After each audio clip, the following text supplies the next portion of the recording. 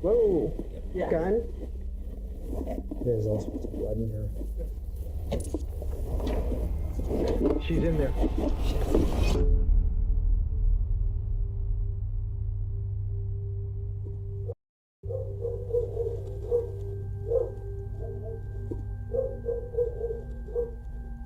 Is that home? What? She here? Police are at the home of Keith and Amber Zotto. Amber's mother, Betty, had called 911 earlier that day, asking officers to check on her daughter. Amber hadn't responded to any calls or messages in 2 days, and Betty feared the worst. The officers arriving at the scene initially expected a routine missing persons call, but what's said inside the house would be far more twisted and disturbing than anyone could have imagined. Show me your hand! I got the dog! Get him! To the ground! He's reaching! Stop!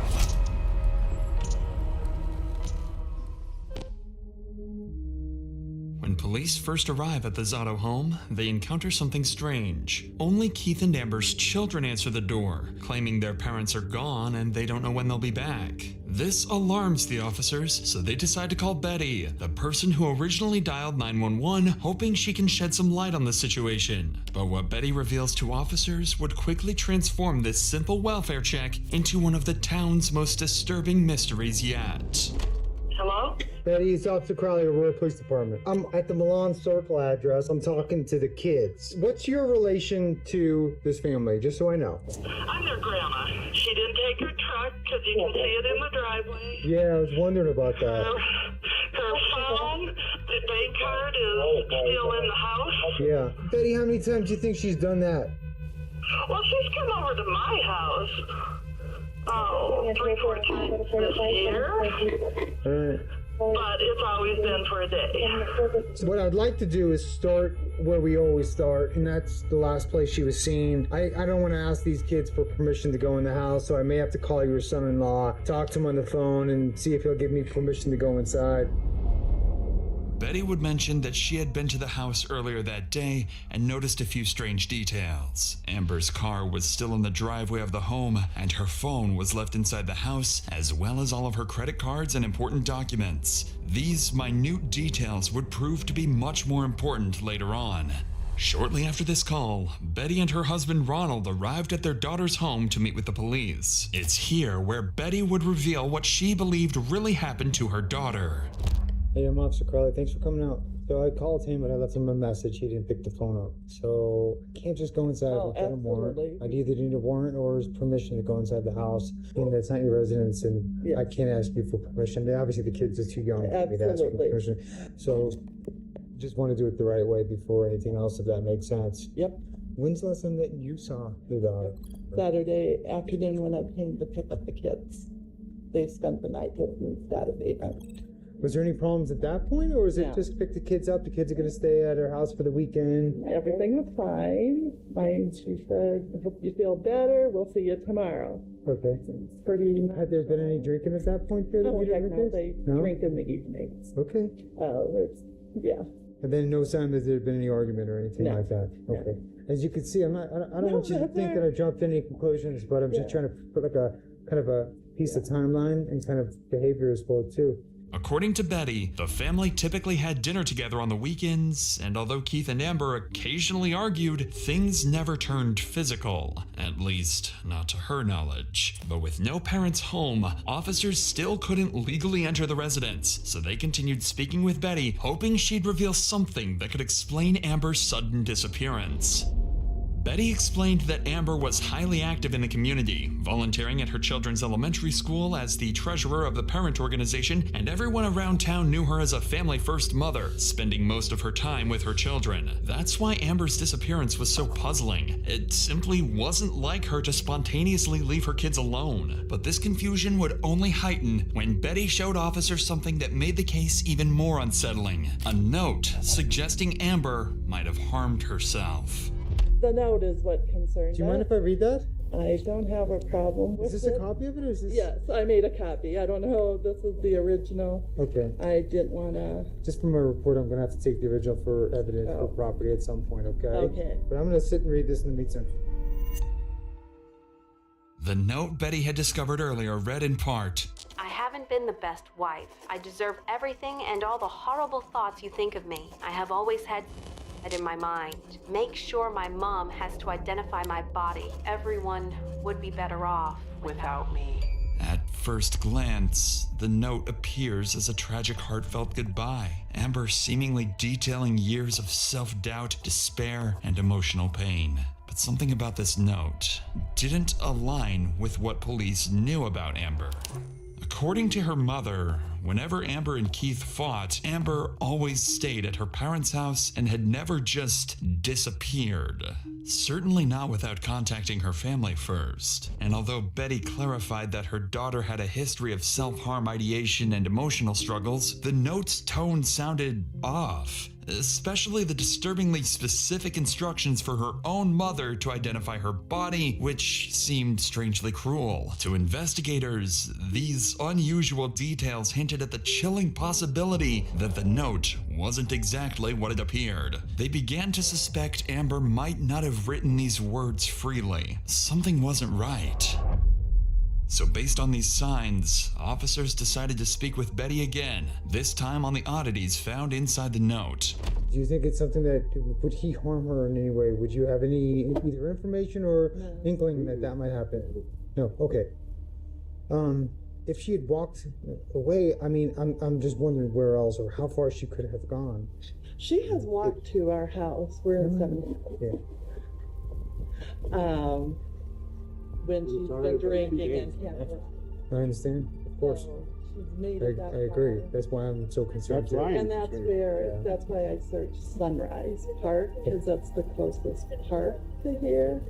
And I don't know why in my head it's, you're not gonna do it in your home. You might do it Yeah. Betty would also find the note strange, but doesn't think Keith would have anything to do with Amber's disappearance. At this point, nothing makes sense. So, without any further clues, officers decide to move to the next step in their investigation, searching the property. As we know, without the homeowner's permission, officers still can't go inside the house without a proper search warrant. Fortunately, by using the kids, they were able to get on the phone with Amber's husband, Keith, hoping to get the permission they needed. Dad? The cops are here and they want to talk to you. Is this Keith? Yes, this is Keith. Keith, this is Officer Crowley with your police. How are you? I'm alright, boss. How are you? I'd like to go over a couple series of events and then ask you for permission if I could go inside your house. And where we start searches is the last place she was seen, and that would be your house. But I don't have a warrant, and I'm asking you for permission to go inside your house too. Go ahead, man. Luckily, Keith seemed to have no problem letting officers search his home. While one officer continued his conversation with Keith, another would immediately begin searching the property, completely unaware they were both minutes away from uncovering the horrifying truth. But before we continue, it's worth noting that covering stories like this, you realize just how much people are forced to carry. Fear, trauma, even the day-to-day burden of surviving. And sometimes that weight shows up in other ways too, like debt. Do you feel crushed by debt? Those high-interest loans, that mountain of credit card debt, or even the overwhelming medical bills? All the debt that has been keeping you up at night could be gone quicker than you think. Imagine being debt-free, not in 10 years, but in as little as just 2 years. Think about that relief. You can finally feel free. PDS Debt are experts at making this happen. They know precisely how to negotiate with the companies you owe, strategically working to get you a resolution where you owe them significantly less and can be relieved of your debt. They listen to your unique situation to create a personalized plan that works, regardless of your credit score. There's no minimum required to see how they can help you. They tackle credit card debts, personal loans, collections, medical bills, finding the right solution to save you money and get you debt-free faster, putting you back in control. And their results speak for themselves. PDS Debt holds an A+ Better Business Bureau rating, boasts hundreds of 5-star reviews on Google and Trustpilot. That's because they've helped tens of thousands of people break free of debt. Stop living in debt. Get your free assessment and find the best option for you right now at pdsdebt.com/insanity. You're just 30 seconds away from starting to get out of debt. That's pdsdebt.com/insanity. With that said, let's get back to the investigation. One of the officers was about to search the family's home, with no idea just how close they were to discovering the gruesome scene hidden in plain sight. So Keith gave verbal consent for us to go in the house. I'm just gonna go in. If you want to come with me, I will, because I'd like you to show me. dog Okay. Where did you find the notebook? in the garage. In the That's why garage, they okay. literally live there. Okay, let's start there then. So Keith, in a bigger picture, what's going on? Man, me and Amber drink a lot, and we fight a lot, and she likes to walk away, or actually drive away, and I took her keys from her, so she couldn't drive away. She grabbed her purse, slammed her phone on the ground, and left, and I have not seen her since. Did you actually see her leave, or you just assumed she left? No, sir. I begged her to stay on the couch. We fought a little bit more, and I said, well, whatever, Amber, you sleep out there on the couch, I'm going inside. And I went inside. I don't know, it was like 2 or 3 in the morning, and then when I woke up at 9, 10 o'clock Sunday morning, there was a letter on the fucking coffee table. Has she ever threatened to hurt herself in the past, or was this? Oh, she has. For the last 5 years, it's been her go-to. And that's what I try to tell her grandma and grandpa, too, is she does this to me all the time, almost every weekend. She'll leave, and then she won't come back till Monday or Tuesday. And then my kids get all mad at me because I let her back in. I hope you don't mind me asking you personal questions, but is it possible she's seeing somebody else and she stays there? Oh, for sure she is. She's been, that's another thing. That's why we fight all the time. She's been seeing somebody for about 5 years now. And she don't pay our bills. That's why we always fight, man. Based on Keith and Betty's statements, both were aware Amber had struggled emotionally in the past, but neither realized just how serious the situation had become or how tragically wrong their assumptions would soon turn out to be. Where exactly was the book when you found it? Right there. Okay. And you recognized her handwriting? Yes. Okay. It's unmistakable. Okay. Okay, this argument, you guys are arguing about her seeing somebody, or were you guys arguing about lots of stuff? Well, that always comes into play, but this particular argument was about her not paying my mortgage for 6 months. I give her all my money. I just cash my check and she pays all the bills. And lately she hasn't been paying our bills. Hey Keith, did it get physical at all, or was it just arguing? Yeah, we've been physical a couple times, but I want to say Saturday night, no. This is a fair question. Is there any chance that you hurt her in any way? I fucking hope not, dude. I fucking hope not. But yeah, there's a possibility. I mean, I'm hoping not, but like I said, I don't remember shit. Me and Amber go through this shit all the time, and she always comes back. Okay. The only thing I'm worried about is she always goes to her fucking mom's house. She doesn't go anywhere. She does go somewhere else, but she always ends up at her mom's house. Listening carefully to Keith's account, the officer initially found him credible as he described an argument about money and Amber's alleged infidelity. But the officer's concern grew when Keith admitted he'd been heavily intoxicated and couldn't remember if things turned physical. Suddenly, the possibility that Amber hadn't actually walked away became disturbingly real. Officers now suspected more clues were hidden inside the home. A drunken fight, maybe getting physical. Whatever happened, the answers were likely somewhere inside. He gave me permission. I have it on my body camera, recorded it, okay? He gave me full permission to look in the house, so. Are these guys, They let them out. are they generally friendly? Normally, yes. Okay, good. Just 'cause, did we look in there? It doesn't open. It doesn't look like it's been disturbed because there's debris on the top of it, but you want to work on opening it? Yeah.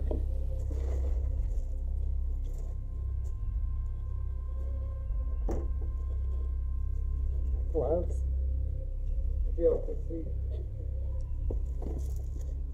As officers continued their search, their body language indicated something was off. Careful not to alarm the family, neither officers openly acknowledged it yet, but they both recognized the unmistakable stench hanging in the air, the odor of decay. At this point, the only thing they were looking for was the source of that disturbing smell.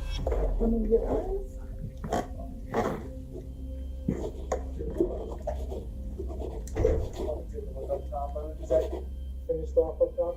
Kind of like a flat. No, it's just that. It's right here. Whoa. Yeah. Gun. Oh. Magazine. Okay. Do we want to call someone? Yeah. 1 second. Oh. Okay. Yeah.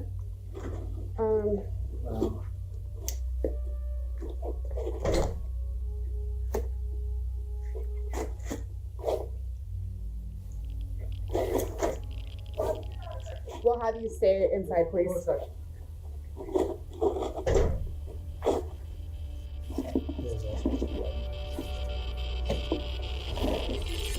She's in there.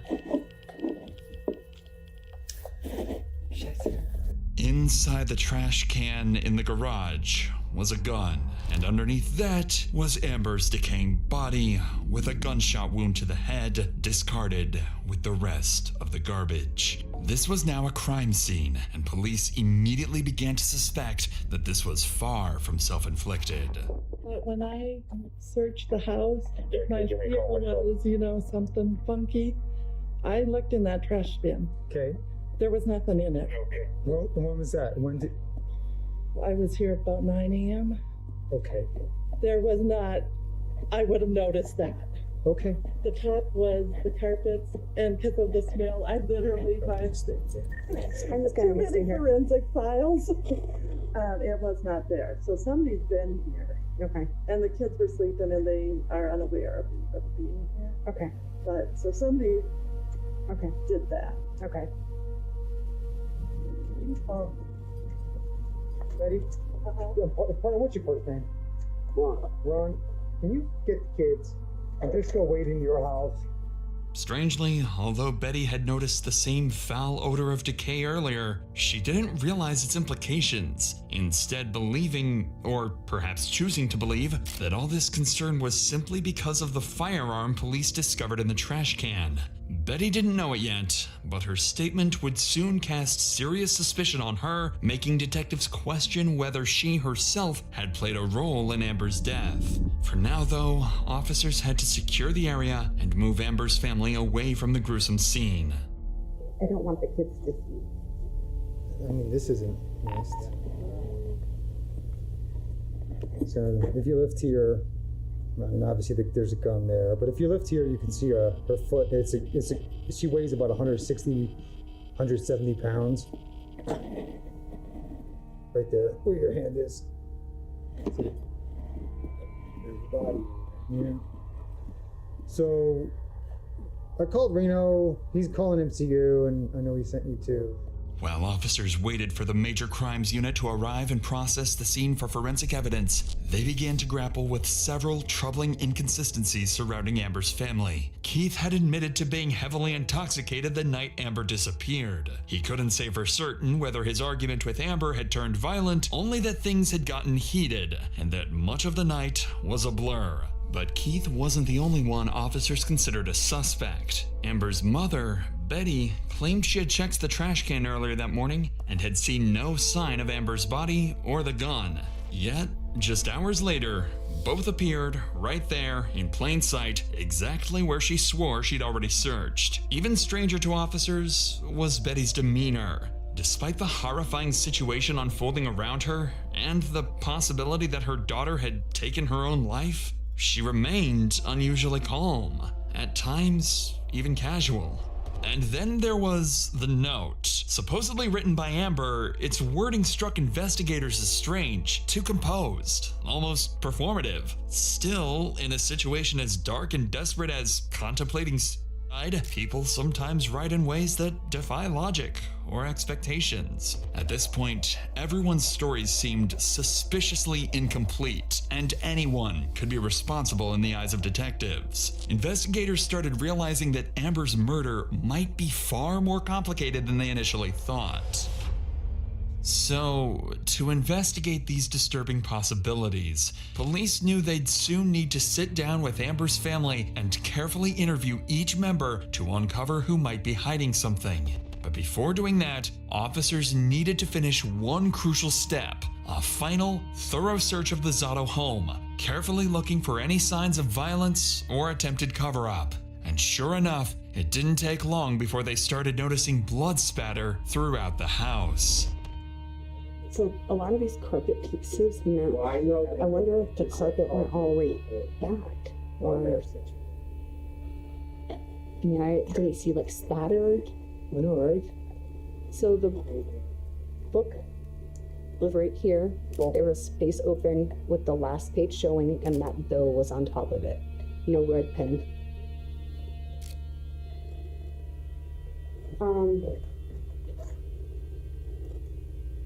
Jet blood on the light switch.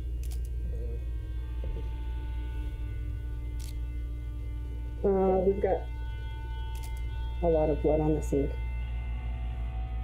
Yeah, so we left it the way we found it as well too.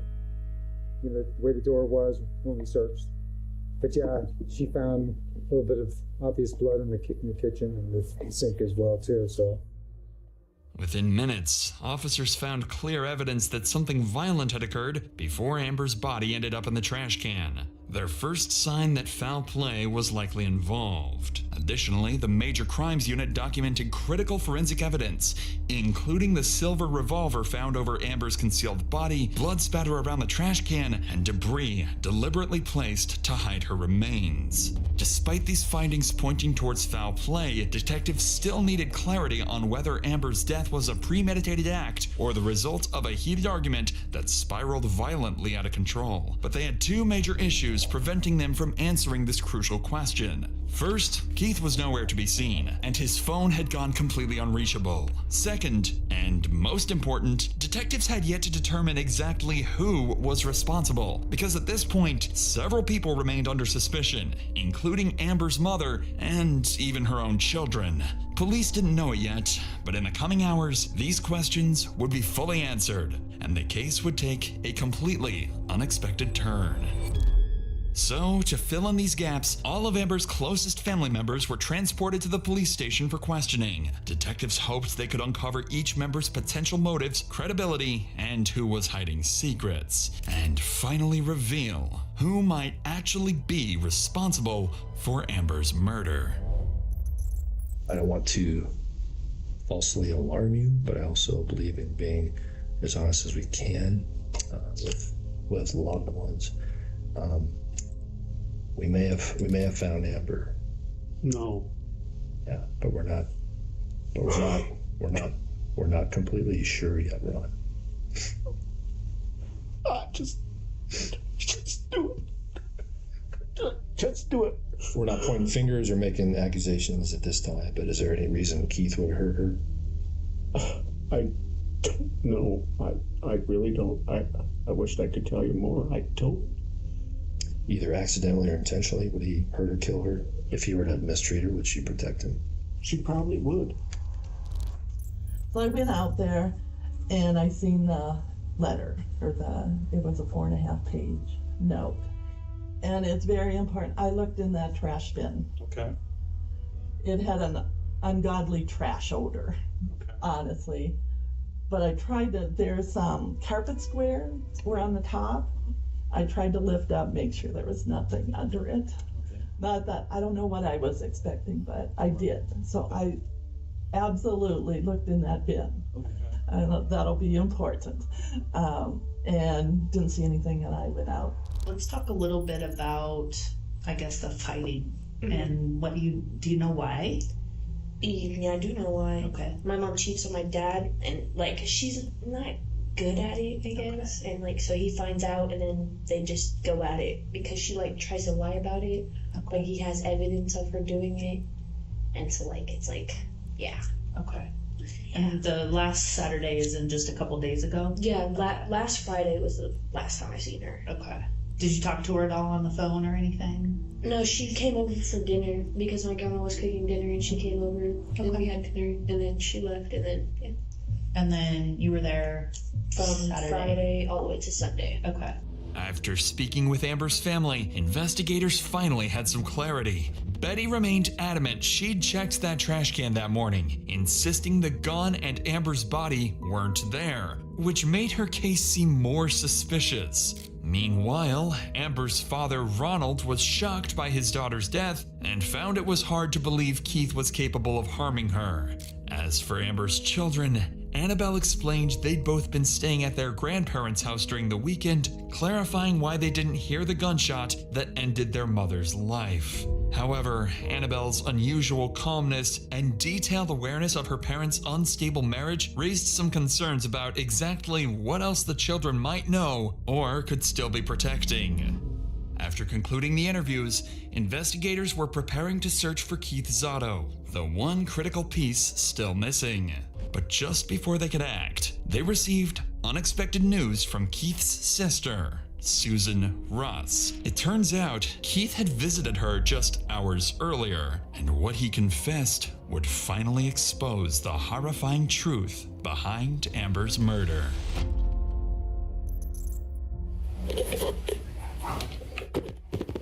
I saw my brother park up there, and so I got the dogs out. And I didn't know the front door was open, and he just came in, and I seen it on his face, and he goes, "You know, I don't hate you." That was the first thing out of his mouth. And I said, "I know, I love you. You're my best friend."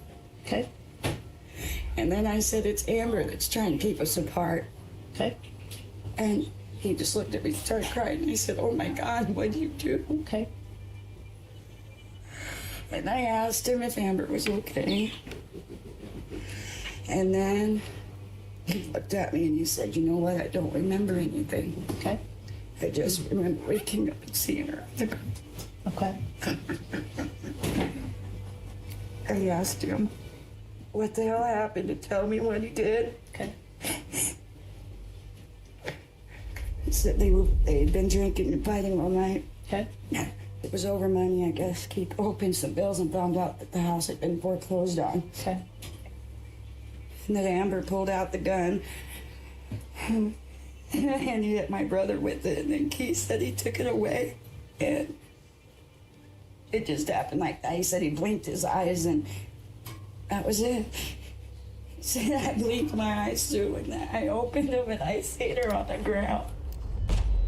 Susan's testimony finally cleared up everything for investigators. Keith himself admitted he'd woken up from a blackout to find Amber dead and openly acknowledged a violent confrontation that spiraled completely out of control. It was now clearer than ever that Keith Zotto was at the heart of Amber's murder, and it was time to track him down.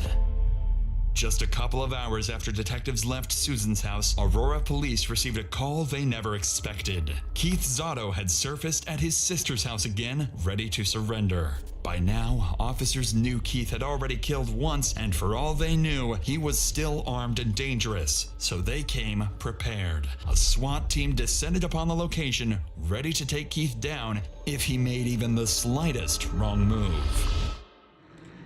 It's gotta be up one more. It's this one, right? 7-9? 7-9 is this one. All right. Sorry. Ready? Watch out, Bubba.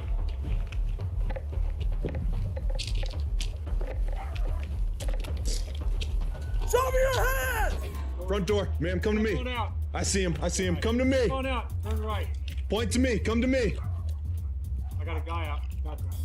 Hands up. Everybody hands up, please. Very good. Walk to my voice. Go hands up. Stop. Just shoot. Just walk towards me, nice and easy. Okay? All right. We'll talk to you in a... No, we're not. We're not going to hurt him. Okay? Walk towards me. No.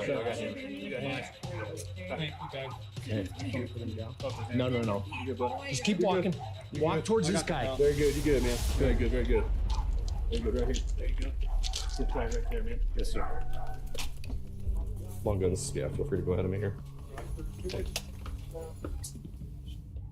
Hold on. It all looks normal. Bro, if you just want to hold it, I'll be back with you. You guys good? Is that your mom, and who else is the other lady? Gotcha. Okay, man. Very good. We appreciate you coming out, bud.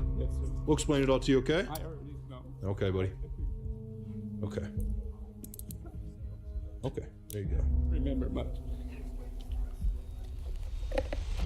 Finally, after hours of uncertainty, Keith Zotto surrendered to Aurora police without incident. He was immediately taken into custody and formally processed for the murder of his wife, Amber. Keith would go on to admit to killing Amber late Saturday night, claiming his gun accidentally went off during a drunken argument over money and infidelity. Though he insisted he couldn't remember placing her body in the trash or concealing the crime, Keith accepted responsibility for her death. However, Betty's earlier statement surrounding the infamous trash can remained unclear, and investigators were never able to determine why she didn't see the gun or Amber's body that morning. In May of 2021, Keith Zotto was found guilty of first-degree murder and sentenced to life imprisonment without the possibility of parole.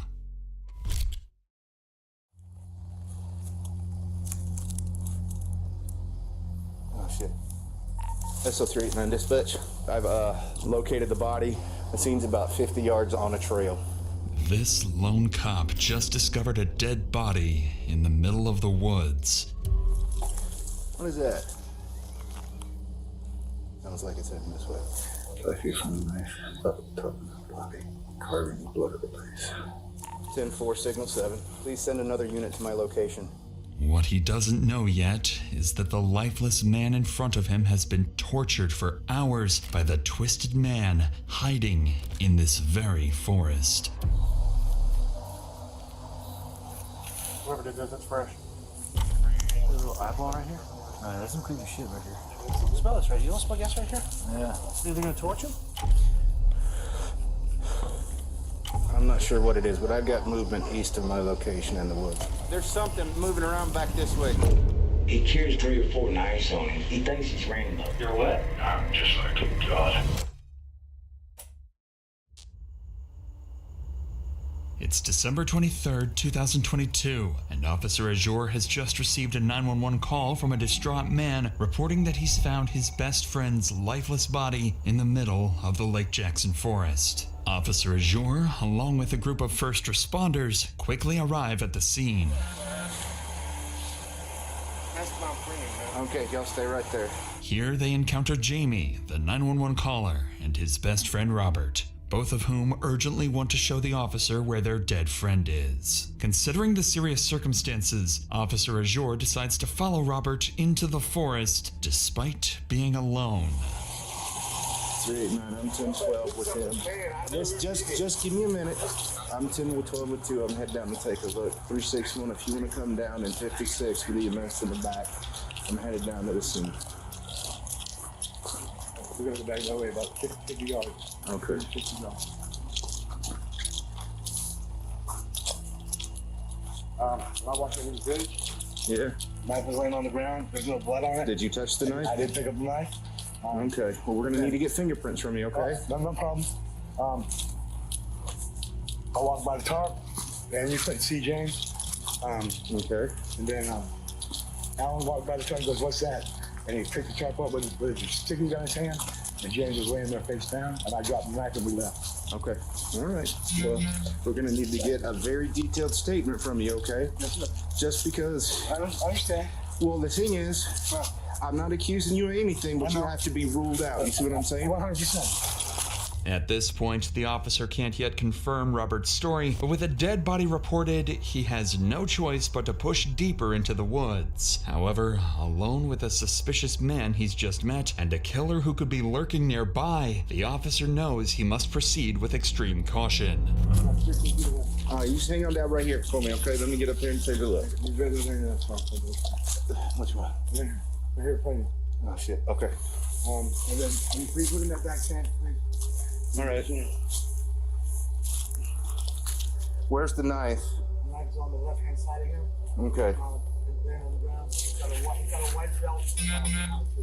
Okay. Just hang out there for me, okay? Yeah.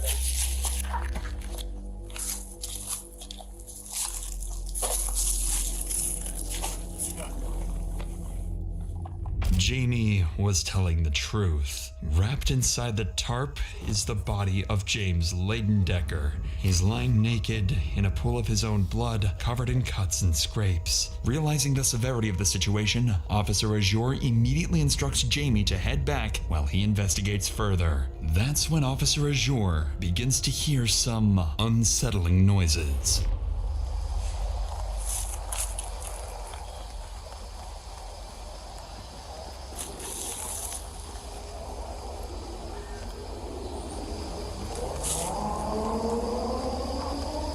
I'm not sure if it's a person or I'm not sure what it is, but I've got movement east of my location in the woods. Sounds like it's heading this way.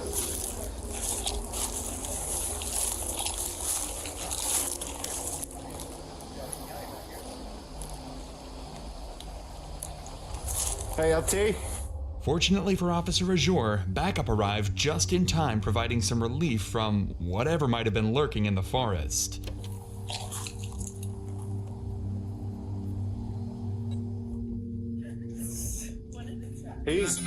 There's nothing for y'all to check. He's cold to the touch. All right, we've got knife right here, body here, tents, whole camp spread up back here. We've also got one outstanding. What the hell are you talking about? There's 2 people who live in this camp. And one's not here? And one's outstanding at the moment. Did you find the knife? Yeah. I got a knife right here. No blood on it, though. Well, there's something right there, but hey, did you still got those 2 guys 10-12 up front? Yeah, they're standing there waiting for us. Good, because one that led me back touched the knife, so we need to get his prints and a statement off him. The other one touched the tarp. They found out what was going on and they took off. I checked the camp and he's the only one back here. Well, I got the name of the person that he was arguing with at 5 or 6 o'clock. Yeah, so, and I've got what looks like maybe his clothes right over there. So he's naked and there's some clothes right there on the fire. As medical staff arrives and examines the body more closely, they observe a brutal manner of death, blunt force trauma to the head, strangulation, and something even more disturbing, gasoline, found in James's lungs and stomach. Detectives are left with a burning question. Why would a victim have gasoline inside him? However, this would be only one of the many disturbing details officers uncover at the scene. Hey, Seth, take a look at this for me. What is that? Is that just soot weared off on that, or? I mean, it looks awful shiny. Where he has been stabbed, just from what I can see. But he is butt naked, face down on the tarp with his upper torso covered, so definitely not. And definitely somebody put him in here. So I don't know what his face looks like. If he was stabbed in the neck or the face, the blood may be hidden by the tarp. I'm not seeing any obvious blood. Apparently the witness picked up the knife, and the knife has like a Russian string around it. There's blood on the, the tarp's brown, but there's blood all over the tarp, like blood splatter. It looks like, he was moved post-mortem. You can tell by the way he was dressed. Oh, he's got his fucking leaf in his ass crack. Yeah. That's hollow down below, you see that? Yeah. That's crazy. Almost looks like they're carving Odin. This in the one eye. You see that? Fucking nuts. Artistic.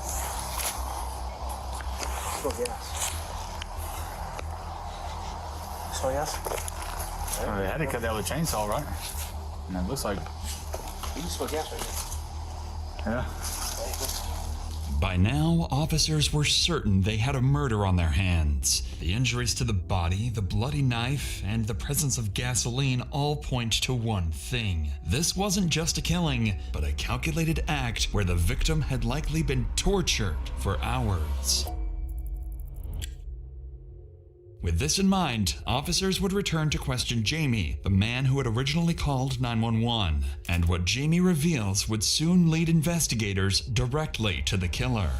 But before we continue, it's worth noting that tragedies like these could affect any of us. Take Yvette Torres. She was walking home from work in Philadelphia when a truck struck her without warning. Morgan & Morgan fought for her in court and won her nearly $12 million. If you're seriously hurt, your injury could be worth millions. With over 1,000 attorneys, Morgan & Morgan will fight to give you the best results if you become their client. And unless you win, they do it all for free. In just the past few months, Morgan & Morgan has helped hundreds of people. One car crash victim in Florida won a verdict worth $12 million, and another in Philadelphia, $26 million. That was 40 times more than their insurance offered. So if you ever got seriously injured, your case could be worth millions. And it takes only a few minutes to see if you have a case. You can start your claim with Morgan & Morgan by visiting www.forthepeople.com/insanity found in the description, or by scanning the QR code on the screen from your phone's camera. With that said, let's get back to the investigation. Officers were about to speak again with Jamie, one of the eyewitnesses, and he would provide them with their biggest lead yet. So I heard arguing and stuff. So I go through the woods, go to this camp. So you I left. fall back to the camp because, you know, homeless people argue all the time about dumb shit. It's been a while now, and I haven't heard anything from James or anybody over there. So I go over there to me and my friend that's with officer now. Go over there, right? So when I get to a certain point, I see a tarp laying there beside this tree, which is never there. I And flip over inside the is- tarp is, I don't even know if it's James or All right. Well, we're gonna get it figured out, okay? Do you know James' last name? Do you know James' last name? No, ma'am. No. I'm talking about the person who did this, because I know who it is. Dusty McDonald. They live right up. He just got the complaint this morning. Man come down there with a hatchet, threatening, chopping shit up. Called it in, sheriff's department. They come over, they talked to him, they told him that they're gonna go over and talk to him to stay away. And James is the one who called. No, ma'am. Who called this morning? Rick. Okay. Do you know Rick Rick's is last the one name? who stays there. Okay. No, ma'am, but Rick is the one who stays there. James is a friend of everybody's, but So he I was should be staying able up to there with find out Dusty. by his name. According to Jamie, a man named Dusty McDonald had attacked another man, Rick, with a hatchet earlier that day. Police were called, but were unable to locate or confront Dusty at the time. While this incident was concerning, it wasn't enough on its own to establish Dusty as a primary suspect. Until nearly every witness interviewed pointed to him as well. Eventually, officers had gathered enough statements to justify bringing Dusty in for questioning. All they needed now was to find him. As police began searching for Dusty, other officers on scene would sit down with the two 911 callers to piece together a timeline. According to them, the day had started with unsettling signs that something was off. We both went down there. We live right here. We wanted to go check on our family. He's wrapped up in a tarp. Okay. Sir, we came back and I called heard and told us. arguing earlier, right? We know who was down there, sir. Arguing. Okay. So I walked down through the woods. I seen Dusty have James on the ground. He was saying, you shouldn't talk shit about this, not, you know what I'm saying? I heard, like, oh, they just getting shit up, you know what I mean? But I never hear nothing from over there no more. I'm like, You know Dusty's real name or? Dusty McDonald. Did you say that James called them today and said, hey? Nope, Rick. Oh, Rick called. Rick. James was there. When Dusty went over there and cut his tent with cut him up, machete? threatened with a machete, Yeah. cut his tent up, Yeah. all kind of shit. They called the police. I was there for that. I Called was the there for police, that. made a report, and the police just said, stay away from him. There's a tarp laying beside a tree that's never there, because I live here. And I took this stick and when I flipped it up, I seen legs. Based on these witness accounts, officers now have a fairly detailed picture of what likely unfolded just hours earlier. They also have a lead suspect, Dusty McDonald, a name one of the officers happened to be familiar with. I think they already brought up his name, but Dustin McCormick. Yeah, Dusty. Dusty. Yeah, Supposedly general and some militia come down there this morning with a machete and started hacking up some of the tents so he wanted to clear the area. Said he's signal 20 and off his meds. They said Dusty. They said Dusty's the one that's outstanding. Yeah, they said this guy Dusty left from over here like later in the evening. By now, it was clear Dusty had likely been involved in the murder, and with Jamie and Robert's statements in hand, police began piecing together the sequence of events leading up to the brutal killing.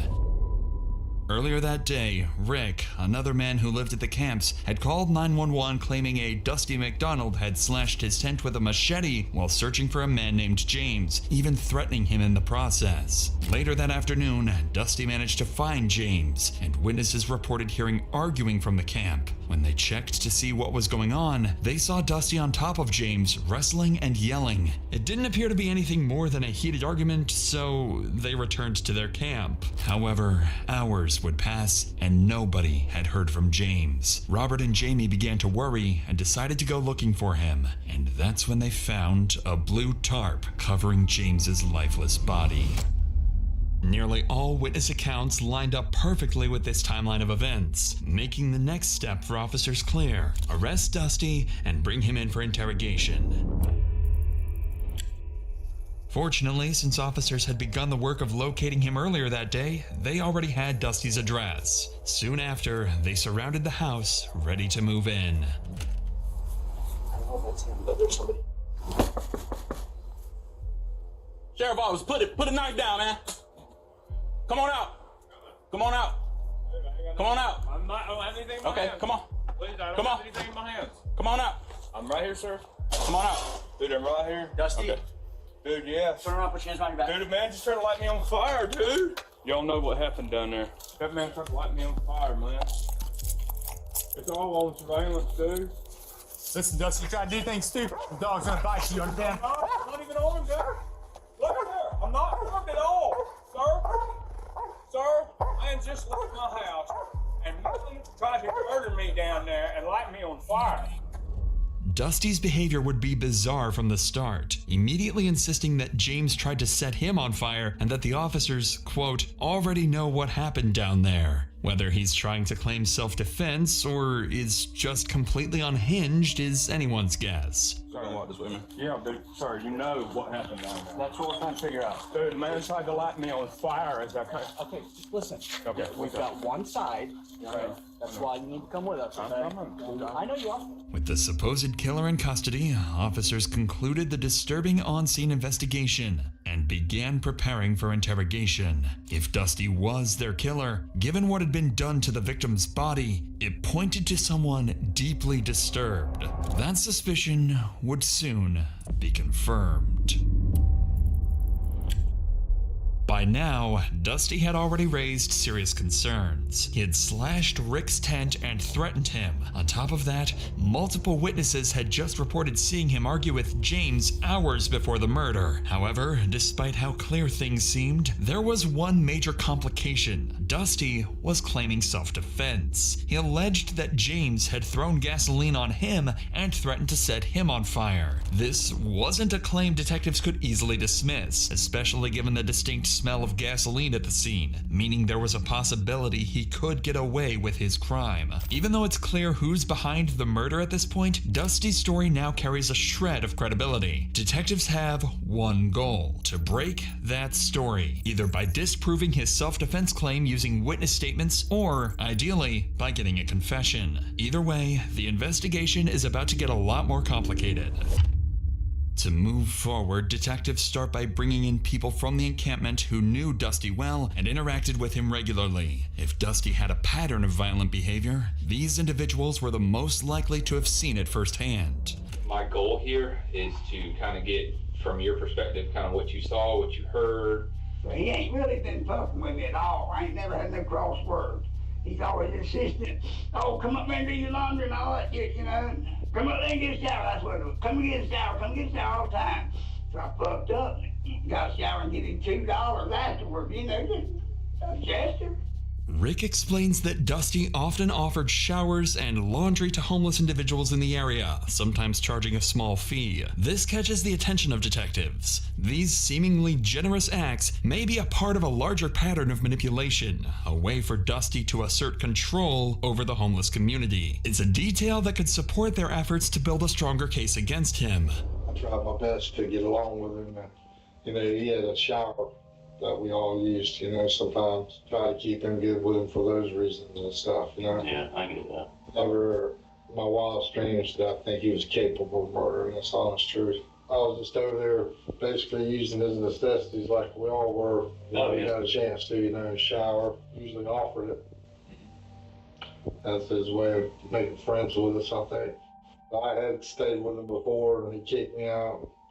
I thought I was in a light, so I was taking pictures of him and stuff like that with my phone, and I didn't even have a phone, you know. Like, I saw you taking pictures of me with your phone. I said, Dusty, I don't even have a phone. He said, you gotta go. So I left.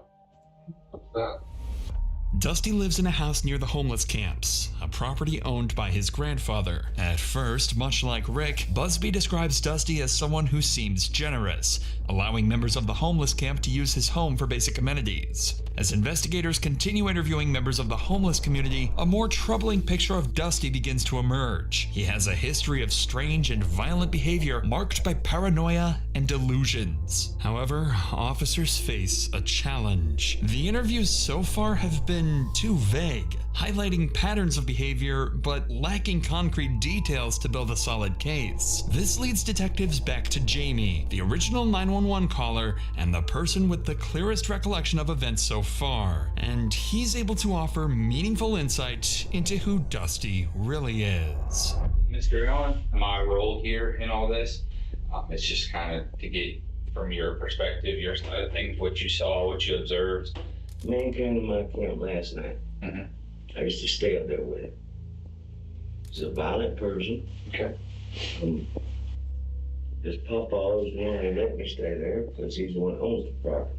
The reason I don't stay there is because you don't do what he says, and he gets all angry and threatens you, and he just crazy shit. I said, well, What does he usually carry? he got a stick this time.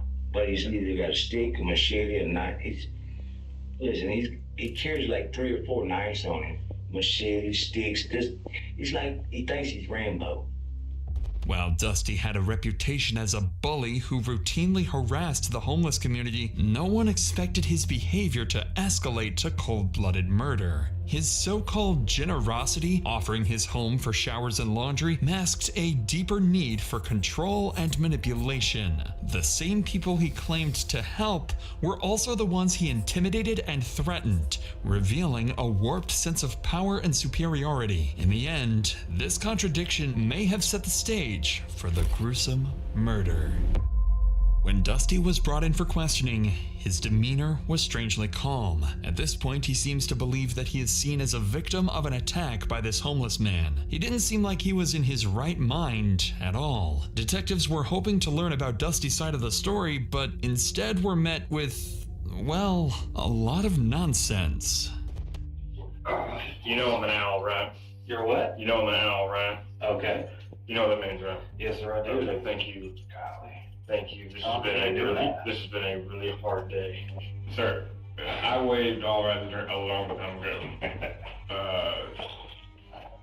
You know, I still have a great sense of innocence within me if it ain't obvious to you this time. Throughout his interrogation, Dusty's responses are filled with incoherent delusions and deflections. In Dusty's mind, he's, quote, an owl, constantly watched, monitored, and under surveillance. It's clear that without his medication, his schizophrenia is spiraling out of control. And I'm handling it remarkably well. Jesus, man, that was some crazy shit, man. And still be able to get us some usable intel. You know, you'll get why staying at that place is so dangerous for me. I know a lot of trust is getting to me or like that, but man, thank you for saying you'll be able to talk about this. Dusty seems to believe he's outsmarted the cops, thinking he's there to provide valuable intel as the victim. But he will soon find out that he's actually a suspect in the cold-blooded murder of an innocent man. I haven't shed a tear all day, you know. I've been going hard, you know. I'm so exhausted. How long have you done it? This kind of work? Not very long. That was my first. I think everybody knows that. From the get-go. You know, thank you for this deep psychological diagnosis. It's helping a lot. Good. Listening closely to Dusty's words, it seems as if he's openly admitting to the murder. Although his statement is scattered and unclear, it gives detectives the impression that he's acknowledging responsibility without fully grasping the seriousness of his actions. But Dusty's bizarre admissions wouldn't stop there, as he continues rambling incoherently. I was brushing and then he throws that gasoline on me because you saw how I was rolled up and down there. Dude, I thought I was just doing it for the other. You know what I mean? Because that was my intention. Everybody knows that. I then managed to hit that Neo UI and come out like that. I don't know how I do it sometimes. You know what I mean? Yeah. I mean, when I'm just experimenting in the house with blades, like before like when I took the butcher knife and threw it in curved on like that. I mean, shit, I don't know how I do it, sir.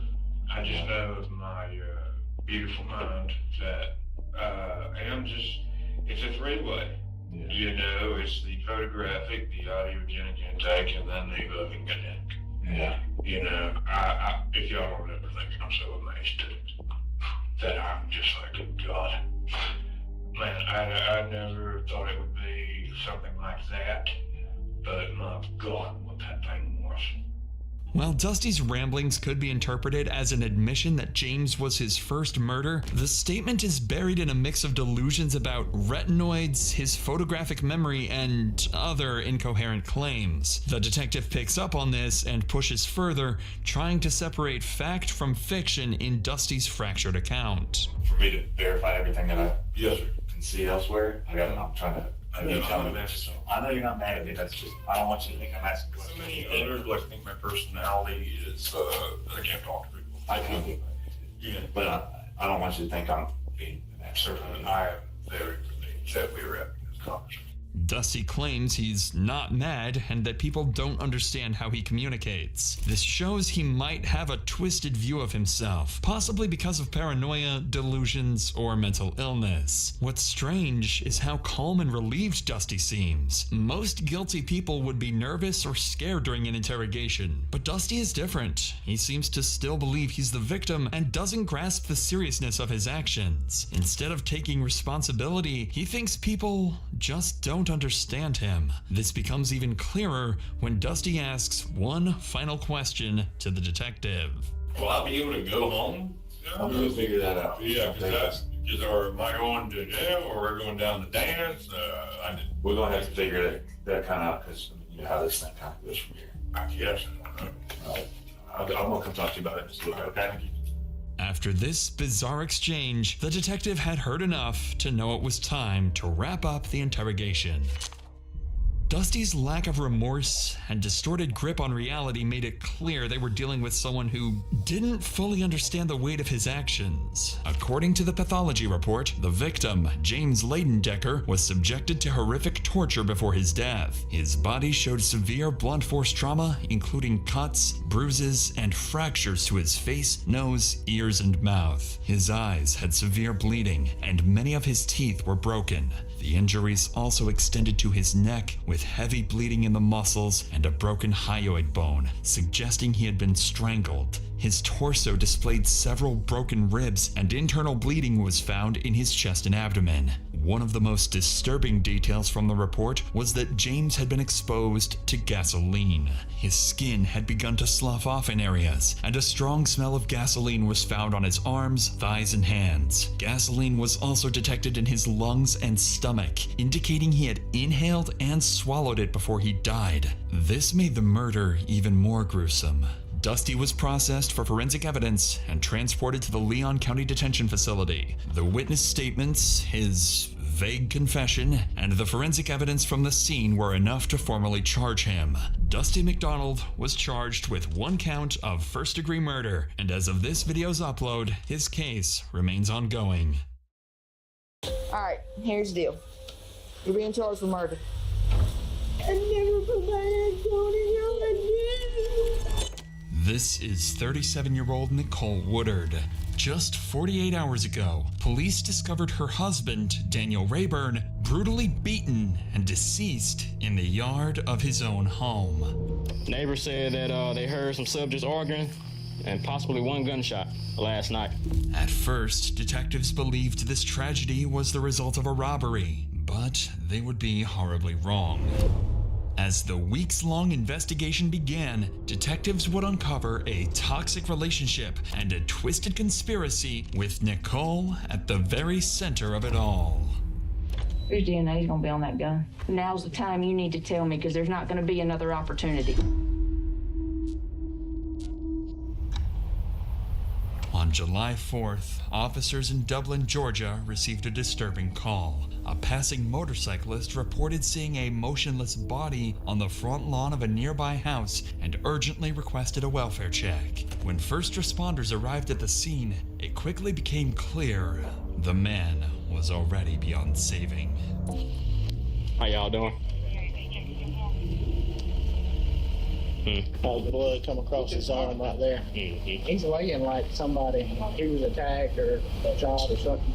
As first responders took a closer look, the disturbing condition of the man's body became clear. His skin was covered in bruises, insects crawled across his face, and most troubling, a gunshot wound was clearly visible at the back of his head. Even more telling was the stiffness of his body, clearly indicating he'd been dead for several hours. To the officers on scene, one thing was immediately clear. This was a homicide, and they needed to figure out who this man was and why he was so brutally killed. Luckily, it wouldn't take long before officers began uncovering crucial details. Do we even know his? We don't know his name, do we? Yeah, we ran it. That's as far as that. Okay. We haven't positively identified him. 26 radio. Off that 28 that was ran at this location, who would come back to? 26 that come back to a Daniel Rayburn, Dublin. It has Eagle Club Park address. The victim was quickly identified as Daniel Rayburn, a 40-year-old father and the homeowner himself. With this in mind, officers would approach Daniel's neighbors, who would reveal information that would prove crucial to solving this case later on. 26 radio 09's cleared. I'm so sorry. Have y'all been home all day? All day. Been to the grocery store. Have y'all heard anything over there? No. Like today? Does he live by himself or do you know? A lady lives there. Lady lives there. There's a man deceased in her yard. He what? Yard? Yeah, he's dead right there. In her yard? Yeah. Oh, my. Is he black? My daughter said she heard somebody arguing last night. Last night. He said, who you calling? Call me another one. And she said, Mom, it wasn't firecrackers. She said it was a gun. Come here. You see his body? Oh, talking about right here near the front? Oh, my God. Yeah. Oh, wow. This lady lives there with him. I mean, she can't, that's the same lady that came up. Her name is Nicole. Nicole? Yeah. Is she younger, older? Or? She's younger than us. So I'm 43, so she might be in her early 30s, early to mid 30s. Oh, who found him? Some passerbys just come by. He's been there for a while. Neighbor across the road heard some arguments over here, and about 1 a.m. heard one shot. There's supposed to be a female that resides here by the name of Nicole. White female. You know, see if she's inside. Yes, we'll knock on the door and then if it's unlocked, we can stick and we do a welfare check. Officers didn't know who Nicole was yet, but she would become a very familiar figure over the coming days. Without wasting any time, officers moved to search Daniel's home, and what they would find inside would soon blow the case wide open. But before we continue, it's worth noting that situations like these can be extremely distressing, not only for those directly involved, but also for anyone following along at home, just like you. If you've ever felt that you need help with mental health, you should know that there are always people you can reach out to. That's why I'd like to thank BetterHelp, the the sponsor of today's video. I've partnered with them to help provide you with an easy and simple solution to therapy. Therapy has helped me overcome my anxiety, manage my stress levels, and become confident enough to build a team that helped grow this channel into over 2 million subscribers. Thank you guys so much, by the way. The biggest problem I found with therapy is that you usually have to go through a lot of therapists before finding the one that's right for you. BetterHelp makes this easy. With their 30,000 licensed therapists, BetterHelp will match you with someone who understands your needs the best and gives you a safe space to talk. And if it's not right the first time, you can switch therapists as many times as you want. No hard feelings. So if you're struggling, consider joining BetterHelp. Start fresh any day of the year with BetterHelp. Click the link in the description or go to betterhelp.com/DrInsanity and get 10% off your first month of therapy. With that said, let's get back to the investigation. Officers were about to search Daniel's home, aware there could be another victim or even someone dangerous hiding inside. Says the door locked. Unlocked. On unit 3. Police department. Police department. Police department.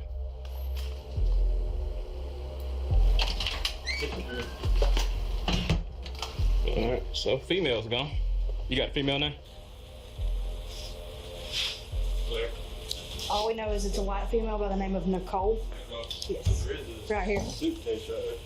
Nicole Woodard. Fortunately for officers, the house turned out to be empty, with no visible signs of violence or struggle inside. However, they did uncover one crucial clue, a letter revealing Nicole's full identity. Brandalee Nicole Woodard, Daniel's wife.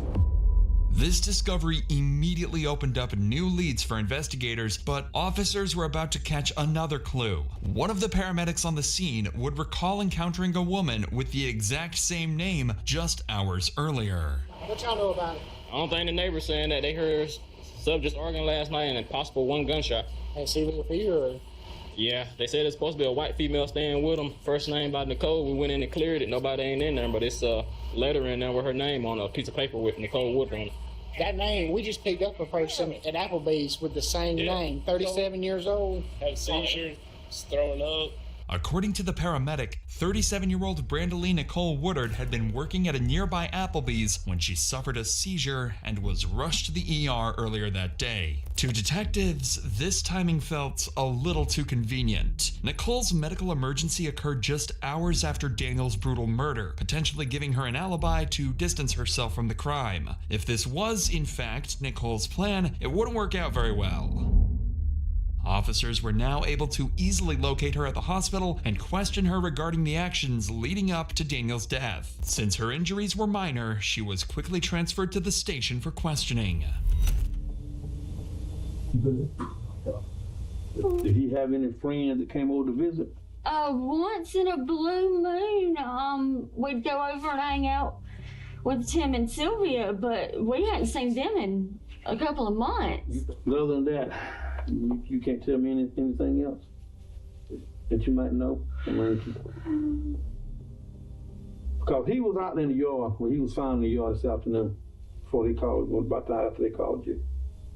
He was found out in the yard. Nobody called me. I mean, how did they get in contact with you? The officer showed up at the hospital. What I'm saying, you got in contact, they got in contact with you at the hospital. Oh. Okay, so other than that, you hadn't seen him none before that? I hadn't seen him at all today. Even though Nicole insisted she had no idea what happened to Daniel that night, her demeanor told the detective a different story. Her shaky voice and uneven answers indicated extreme nervousness. She seemed on edge, uncomfortable, and far from natural. These subtle cues could mean one of two things. Either Nicole was genuinely shocked to learn that Daniel was killed, or she was hiding something. This detective strongly suspected the latter and intended to find out exactly what Nicole was holding back. And you don't know anybody that might have been, he'd had problems with or giving him problems, anything like that? No, how was he on the job? I mean, he had problems on the job, anything like that? That you know of? I mean, we don't know if anybody actually done anything to him or whether he might have just fell and passed out or whatever. That's why I asked you how much did he drink last night? I don't know. Well, you said you drank a bottle. I was drinking last night. What was he drinking? He was drinking beer, sir. Has he ever drunk alcohol to the point where he would fall out? Yes, I told you. But he hadn't drank like that since. I mean, he might drink 2 or 3. Well, if that's all, if that's it, is there anything that you tell him?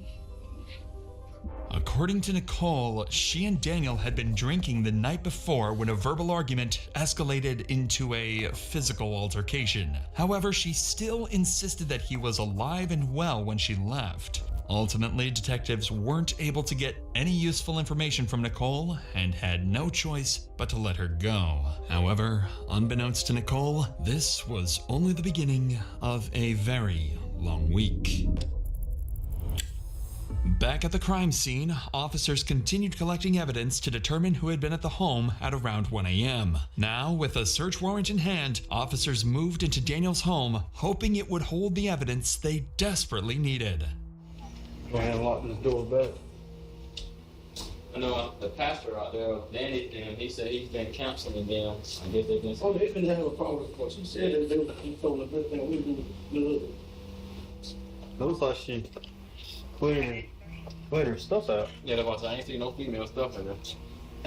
They got listed as leggings. Oh, you know was in here. Well, it's got listed as. But either way, Shorts and capris, he said it. leggings, comfort fits, pants. Like I said, the place ain't tore, ain't no blood nowhere, except out there. Unfortunately for officers, no evidence was found inside the home. With that in mind, officers expanded their search to the property outside, and that's when they made a critical discovery.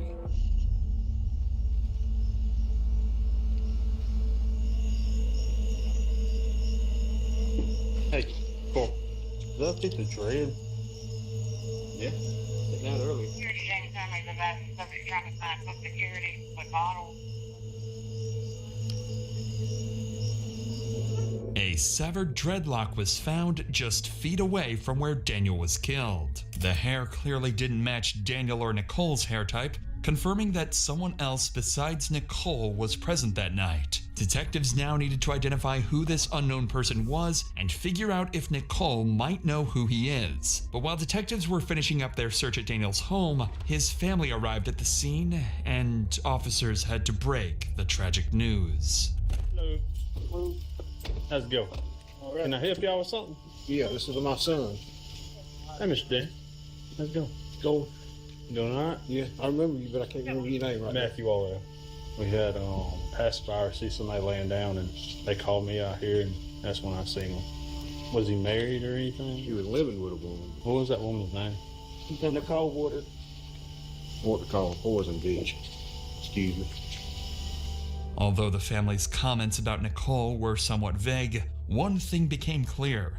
Daniel and Nicole likely had a deeply troubled relationship, but suspicions alone weren't enough, and officers needed solid evidence if they were going to identify Daniel's killer.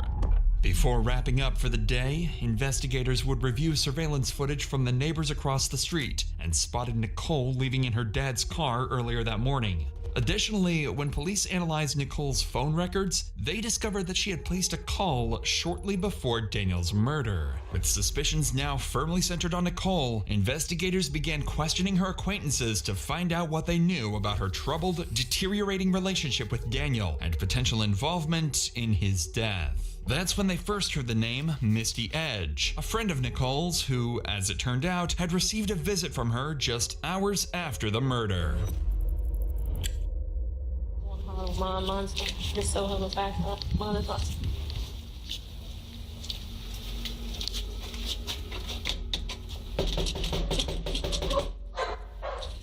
They ain't gonna bite, are they? No, they ain't Get 'em gonna up. bite. Tell John and them to come around. Hang on just a second. How are you? I'm good. This is Misty Edge, Nicole's friend and co-worker. She reached out to police claiming Nicole had shown up at her house early the previous morning, acting strangely and carrying several bags. When detectives arrived at Misty's house, they never expected the shocking details she was about to share. Okay, well, she messaged me the other night. What's the ring stuff? And I said, yeah, that he had been beaten on her and stuff. She called me around 5 o'clock that morning. She said she was very confused. that she didn't know what was going on, that front door was open, that his car was still crunk, everything. The front door was open? Yeah. We come back and she felt she was still drunk. She fell asleep on the couch. And I really feel like she was coming off of something. You ain't just gonna sit here and make yourself shake for no reason. Right. I really feel like she was trying to hide something from me. This description of Nicole's demeanor sounded eerily familiar to how she behaved in the interview room earlier. According to Misty, Nicole was visibly shaking, nervous, and clearly on edge, as if she was hiding something. Whatever Nicole had seen or knew clearly made her unstable, possibly explaining her sudden seizure and fainting earlier that day. But what detectives quickly realized was that Misty herself knew far more than she initially let on, and for reasons of her own, she decided to drop the biggest bombshell yet. Let me ask you this, when did she tell you about Daniel? She told me that she had made a phone call. And what? Get rid of that. She also said she wants him dead, but then she don't want him dead. She walks in my front door and was like, Misty, hit me in my eye. I said, what? Hit me in my eye. I said, no, I'm not doing that. Because that's not me. I don't have nothing. I have no record. No, I've been good my whole life. So no, that's not me. She said she needs an alibi. Detectives now had a testimony supporting their suspicions that Nicole was at the house around the time Daniel was killed. Even worse, Nicole supposedly made some phone calls to, quote, take Daniel out. Not only had she likely witnessed the murder, but she may have even coordinated it. It was time to find Nicole. This time, there would be no walking away. How are you? The next day, investigators set up a meeting with Nicole at her sister's house, prepared to see just how much her story would hold up under pressure. The goal was to pressure her into revealing the names of the people she called that night, and what exactly she had told them. Alright, here's the deal. You know why we're here? Yes, ma'am. Then, unfortunately, What are we here about? Daniel and him not being here anymore. And y'all suspect because of the fact that me and him have been fussing and fighting and stuff so much lately that I may have had something to do with it, and I swear I don't. I mean, I've told him at times, yeah, you're gonna keep on beat your ass or some shit like that, but I swear I've never put my hands on him. The furthest I've done is I've pushed him backwards. I've never put my hands on him, and I never would. He's the one that beat the crap out of me back in November. I was in Wings. Although detectives hadn't openly accused Nicole of anything yet, she immediately began defending herself, almost as if she knew suspicion would inevitably fall on her. Her husband had just been brutally murdered, yet Nicole seemed less concerned with helping the investigation and more focused on clearing her name. Has anything been physical since then? No. I mean, we screamed and hollered at each other a little bit and sent some nasty messages back and forth. The thing with us, I mean, if we were not gurring at each other, there was something wrong. As Nicole painted a harrowing picture of domestic abuse, her explanation seemed carefully chosen to cast Daniel in a negative light, almost as if she had hoped investigators would see her as the victim. And while parts of her story may indeed be true, detectives sensed that she was subtly deflecting blame and possibly laying the groundwork for a future legal defense. But investigators would see right through this tactic, and it only made them push harder to uncover what Nicole was really hiding.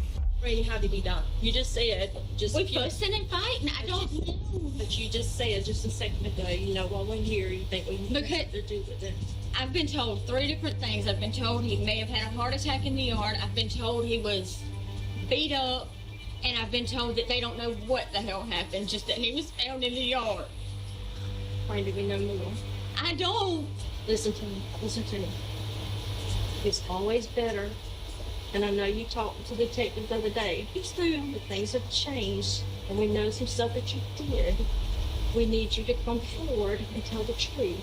I mean, I've called and talked to people and stuff, and I've told them at times, I love him, I hate him, get me out of here, stuff like that, but I've never heard him. I swear, I would never put my hands on him. Listen to me. Look at me. Look at me. Like Sergeant Rose just told you, we know more. We want to hear your side. And I'm telling y'all, I didn't I hurt know him. you didn't mean to hurt him. I did not touch him. I did not go out. I did not. You know who did. And it's time for you to tell us who did this to him. The stress was clearly getting to Nicole. Detectives made it obvious they knew she wasn't telling them everything, and the pressure was starting to show. Visibly nervous and beginning to break, Nicole was about to give detectives exactly what they came here for. I suspect that my foster brother may have had or adopted brother may have had something to do with it, because I did call them and I did ask them for help to get me out of there. Why do you suspect that he had something to do with it? Because they've all said before if he kept on hurting me, they were going to do something. And the last time that we had a fight, they come up, he bitched him out, and that was it. Friend, we know that you have made a phone call to somebody. I called Pops, which is Hewlett Reed, and I asked him if he would come over and calm me down and stuff. And I called Andrew and Tom and told them to come over and find out what was going on. And Andrew and Tom said they couldn't get there anytime soon. Why were you wanting them to come over there? What were you wanting them to take care of? Not him, not like that. I swear, nothing like that. That's what you just said. I wanted them to calm him down. What is that? Not like that. We know you said. I didn't want them to hurt. No, I did not. All right, so what? I did not. Listen, there was camera footage across the street, so let's talk about it, okay? I never saw anything happen. I heard him out there fussing and stuff, and then they left. Listen to me. You know more about what happened. I have my suspicions, but I don't want to accuse anybody of anything. You know more about what happened. Now, you give us the runaround already. No. You have. And that points fingers at you. That raises red flags with you. Nicole would finally loosen up a bit, giving detectives a couple of names. But that alone wasn't enough. Detectives still needed to find out who actually pulled the trigger. What did you see and what did you hear? I heard shouting, and I've heard all the fireworks and all that shit. That is all I've heard. What kind of shouting? You called something and ordered something on that phone. What did I order? Because I haven't ordered anything. How do you think the guys would have come over there and done something? Because he was being an asshole to me again. I mean, I just told him, I said, y'all just get him to stop. Y'all, I can't take it anymore. Y'all come get me. Y'all just get me out of here. Don't you want justice for him? Yes, that's why I'm telling you. He was left laying in the yard. This is why I'm telling you. I'm giving you the names that I have. Do I need a lawyer? Despite Nicole bringing up her right to legal counsel, detectives weren't ready to give up yet and moved in closer, physically encircling her and increasing the pressure. And it's a good thing they did, because Nicole was seconds away from finally breaking down and confessing. I called them and told them to come beat his ass. I was fucking tired of the bullshit. But I didn't think that they would do it. They've never done it before. And then I was scared. And I didn't know that he was dead. I swear to God, I did not know that he was fucking dead. I did not. I thought that maybe they just fucking rubbed him up and Breathe. Maybe they just rubbed him up a little bit and they'd come in a little while. That's why I fucking stayed in the house. I figured he would come in and he'd be like, yeah, your brother fucking beat my ass. I'm sorry. I'm sorry, I didn't mean to lie, but I was scared. And they had already told me before that if they beat him up, they got told on I was in trouble. But like I said, they never did it before, and I've told him multiple times, y'all just come beat his ass. I'm fucking tired of it, and nobody ever did. The only thing that's ever happened was I ended up calling the cops. Did you go out and check on him and make sure he was all right? No, I did not. Did you see him out in the yard? I did not. You're almost there. You got about 10-15% that you're not telling us of what happened after the fact. No, I don't. You got one or two more? I promise I don't. None that I know of. Just sit there and think about it. Even if parts of Nicole's story were true, her overwhelming emotional reaction seemed driven more by panic and fear than genuine sorrow. And by now, detectives had everything they needed to move forward, and Nicole would be arrested and taken to prison. While officers had enough evidence for an arrest and were nearly certain of Brandalee's involvement in the murder, whether she had actually wanted Daniel dead remained unclear. To solve this, detectives now turned their attention to Thomas Harper and Andrew Huber, the two men Nicole claimed carried out the attack. Fortunately, locating them didn't take long, and due to their high likelihood of involvement, both men would be arrested immediately and questioned the very next day.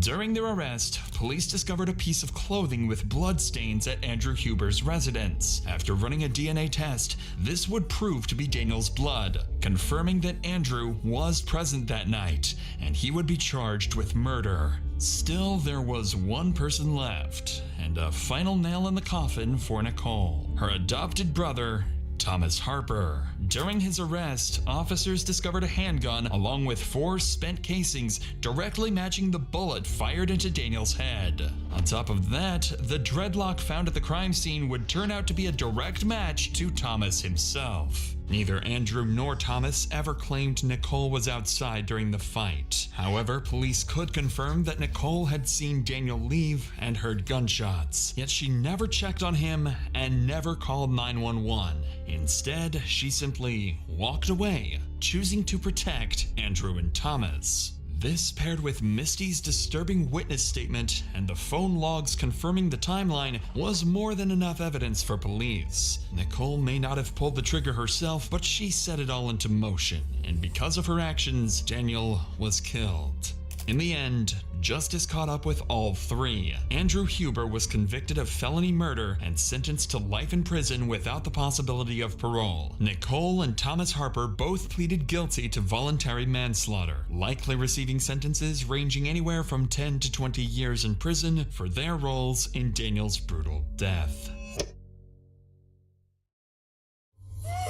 Hey, what happened? I don't know. Did you just come home? Yeah, I was down the street walking my dog and they shot him. This is 22-year-old Alyssa Blackburn, and she just returned home from walking her dog to find her boyfriend shot and barely alive. Jesse.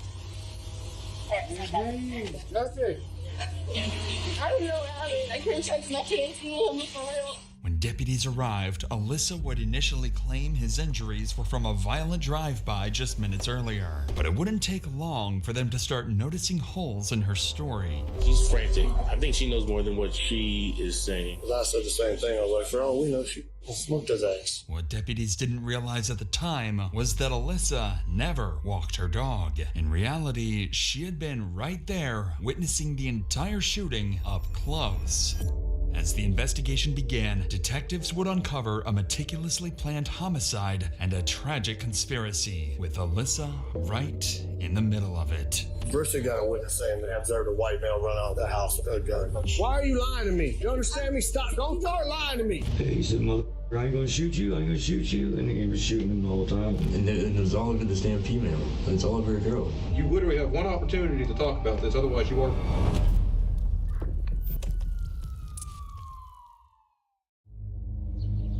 On October 29, 2022, the Escambia County Sheriff's Office received multiple 911 calls from frantic residents on the 1100 block of Medford Avenue. Earlier that morning, a driver in a black sedan had reportedly opened fire on a home in a small neighborhood. Hours later, at around 2:00 p.m., the sound of gunshots would be heard again, but this time followed by a young man's anguished cries for help.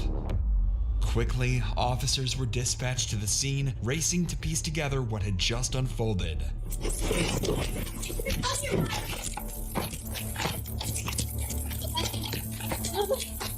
What we got? 331, we need EMS and round gunshot victim inside the house. Anybody else in here? No, my dog's in the back room. Please don't go in there. I got a chest seal. I'm gonna go get it. The first deputies on the scene arrived to find 26-year-old Jessica Hagan lying on the floor in a pool of blood, barely conscious, with bullet holes scattered throughout his body. Where you shot, bud? Right here. Car 140. You said you got a chest film? Yeah. Jesse is experiencing a pressure imbalance in his chest cavity, meaning his lungs could collapse at any moment. With Jesse in the hands of paramedics, the deputies shift their focus to the next critical task, piecing together what had happened. With this in mind, Deputy Tinch wastes no time turning to question the only witness present, Jesse's girlfriend, Alyssa Blackburn. Hey, what happened? I was down the street walking my dog and they shot him. Who shot him? I don't know. Did you find him like this? Yeah, I just had to kick in the back door because nobody was knocking. So do you live here? Yeah. Who is that gentleman to you? It's my boyfriend. Are you the one that called 911? No. Who called 911? Because it was a female.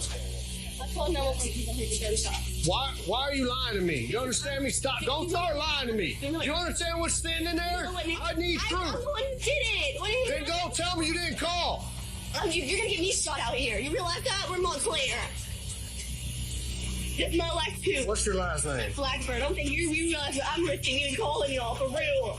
Right away, Deputy Tinch grew suspicious after noticing a flaw in Alyssa's account of the 911 call. However, considering the chaos of the moment, he knew it was possible she could be in shock and that her memory was distorted. But unbeknownst to the deputy, Alyssa would go on to provide more misleading statements, making her story even more suspicious. What's worth noting is that situations like these can be especially traumatizing for everyone involved, including those watching at home, just like you. If you've ever felt that you need help with mental health, you should know that there are always people you can reach out to. That's why I'd like to thank BetterHelp, the sponsor of today's video. I've partnered with them to help provide you with an easy and simple solution to therapy. Therapy has helped me overcome my anxiety, manage my stress levels, and become confident enough to build a team that helped grow this channel into over 2 million subscribers. Thank you guys so much, by the way. The biggest problem I found with therapy is that you usually have to go through a lot of therapists before finding the one that's right for you. BetterHelp makes this easy. With their 30,000 licensed therapists,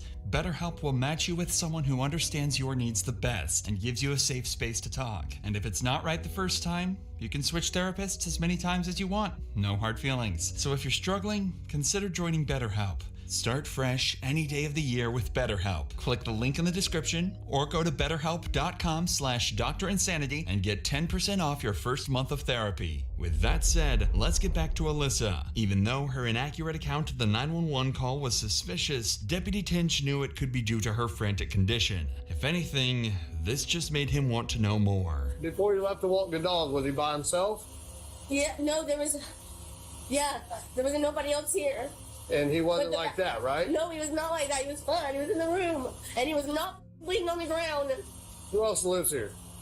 This is, I don't even know whose house this is. I just got here like 2 days ago. Real shit. I swear to God, I just moved here. All my stuff's in that back bedroom, but my dog's in there.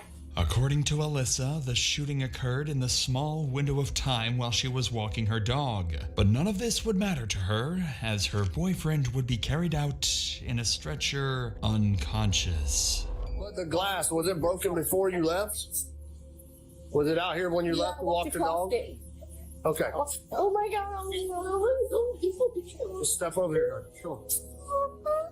It's likely Alyssa, in this moment, believed Jesse had passed away. First responders were using what's called a soft stretcher, not too different in appearance to a body bag used when the victim is dead. However, Jesse is still alive. He was suffering from multiple gunshot wounds and was slipping in and out of consciousness. He appeared to have been shot in the upper abdomen and leg and was in critical condition. As paramedics loaded Jesse into the ambulance, preparing to take him to the hospital, deputies could finally give Alyssa their full attention, as she was the only witness so far who could give them a lead. But soon, officers would begin to suspect that Alyssa wasn't the innocent victim she portrayed herself as. Is he gonna be okay? I don't know, honey. I'm sure he's talking to us. So yes, because he just gave us a bunch of information. Okay. I don't want nobody to see me. Oh my God. I can see you. Okay. Okay. Let's call your parents. Okay. Due to Alyssa's seemingly frantic condition, deputies were unable to get any more information from her beyond what she had already recounted. So in an attempt to make sense of the situation, deputies on scene began sharing the information they had gathered, and they quickly started to notice some intriguing details. So I wonder if earlier it was a drive-by, this was Target House, and then maybe somebody came back. Bro, looks like he got shot in the house. That's what I'm saying. Yeah, their case is gone. Yeah, that's what I'm saying. Either they bucked us in the house or they know him and let him in the house. Yeah, but her time frame is way off, bro. That's the problem. Is she's like, I asked her who called. She's like, not me. I'm like, it was a female, honey. She's like, okay, I called. And then I said, stop fucking lying to me. This is serious. She's saying that she left to go walk the dog, came home to this. And the time frame is not 4 hours ago. Because she's saying she heard the shots. So it wasn't I guarantee you it was. We can find some cameras. Clearly, Alyssa's story wasn't adding up, and despite her exaggerated crying, officers were growing more convinced that she might have somehow been involved. But without definitive evidence to prove her role in the crime, these suspicions would remain as just that, suspicions, for now. So, officers, determined to find something concrete, would begin searching the neighborhood. That's when Deputy Brissette encountered a neighbor who would claim to have seen everything. I heard 2 gunshots about 10 o'clock this morning, and I saw a little black car that come and go and come back. You know, I don't know if they had anything to do with it, but it was like they just took off from right over here. Did you hear some gunshots? Yeah, I heard 4 of them. Over here? I just seen a black boy and a white boy just get in the car, and I seen the white boy come out with the gun in his hand. What kind of vehicle? It's like a beat up, old school looking Toyota Camry. And he came out the door, he said, I told them, just don't play with me. Was it a black boy or a white boy that got shot? White guy got shot. Ooh, the one that lived there. Tattoos. Yeah. Yeah, they always going I back and forth. With different people? Mm-hmm. Okay. Yeah. Have you ever seen that car in the area before, that white guy? Always there. The camera's always there? Yeah. What these witnesses just revealed was critical. According to them, shortly before the shooting, a beat-up Toyota Camry pulled into the driveway of Alyssa's house. 2 men stepped out, one white, one black, and made their way towards the home. Additionally, one witness noticed something even more alarming. The white male was armed, and moments after they entered the house, gunfire erupted, echoing throughout the neighborhood. With this new information at hand, deputies could finally narrow their focus to 2 prime suspects, who for now would remain unidentified. As for Alyssa, her role in the investigation was still unclear. It still made no sense why she felt the need to lie about her story. And given Alyssa's emotional state, it was impossible to get anything valuable out of her, so her parents were allowed on the scene to help her calm down. In the meantime, deputies would notice the biggest flaw in Alyssa's story yet. She was in that fucking house and happened. So she did it? No. Bristol got a witness saying that they observed a white male run out of the house with a gun. Oh, okay. This house is not just 2 days lived in. Hang on. Right. There's other people that live there. Right. So who are they? This deputy just picked up on a very important realization. The house Alyssa claimed she moved into with Jesse only 2 days ago looked well lived in, contradicting her entire story. With this new suspicious clue, Deputy Davidson devised a genius solution to finally determine if she was just an innocent witness or if she had a bigger role in the shooting. If I ask if lives here and she says no, she's lying. Why would she lie? Okay, I'm just gonna go for it. Does anybody else live here with you and Jesse? I don't know who lives here and who don't, because there's people here all in and out all the time. I'm not gonna lie to you. There's a dude named, I mean, he sleeps on the couch sometimes, I guess. I don't know. Because he was like, I've been letting you stay here because he stayed in tent. But the way they were talking, it sounded like he just got here. You know what I mean? Like, they haven't been there that long. Alyssa finally cracks, admitting that one of Jesse's friends was living in the house with them. This is important because he could potentially be another witness to the shooting or even a suspect. Deputy Davidson would go on to press Alyssa for more information about this friend, but to no avail. And with nothing else to go on, deputies reached a dead end in their investigation. So far, they knew that 2 unidentified men had carried out the shooting of Jesse and fled the scene in a black Toyota Camry. They also discovered that others had been living in the house with Alyssa and Jesse, opening up possibilities for even more witnesses and suspects. Lastly, Alyssa's account of events had proven quite unreliable due to her frantic condition. So with the on-scene investigation at its end, Jesse clinging to life in the hospital, and Alyssa the only immediate witness, the next move was clear. Take Alyssa to the police station for a formal interrogation and get to the bottom of whatever she's hiding. An hour later, Alyssa and her mom would be transported to the police station and placed inside an interrogation room while detectives gathered all the evidence from deputies. Alyssa doesn't know it yet, but this interrogation would go far worse than she could have ever imagined. I swear to God. I swear to God. Don't touch me. Don't you touch me. There's no reason they have to talk to us by themselves. There's a camera in here. There's audio in here. We can hear everything. Yeah. There's no reason they have to talk to us by themselves. You're right. Alyssa realizes she's being recorded and immediately makes her mom aware. It's clear this isn't her first time in an interrogation room. Unfortunately for her, the cameras would turn out to be the least of her worries. Detectives would walk into the room with a clear plan in mind, figure out why Alyssa lied. If they can press her on the details, she might slip, giving them a real shot at actually solving the case. David Preston, you know David? How do you know him? Experience. Experience? Yes. I got in trouble. Only 2 times I've been in trouble. I didn't want to even really. Gotcha. Well, I'm Investigator Martinez. I work with David, so I know. Yeah. That being said, we want to get some information as far as like how long you guys been living there, who lives like there. 2 days, 2-3 days. We just got there. I don't, like, if I had my phone, I'd tell you exactly what they wouldn't let me get my phone.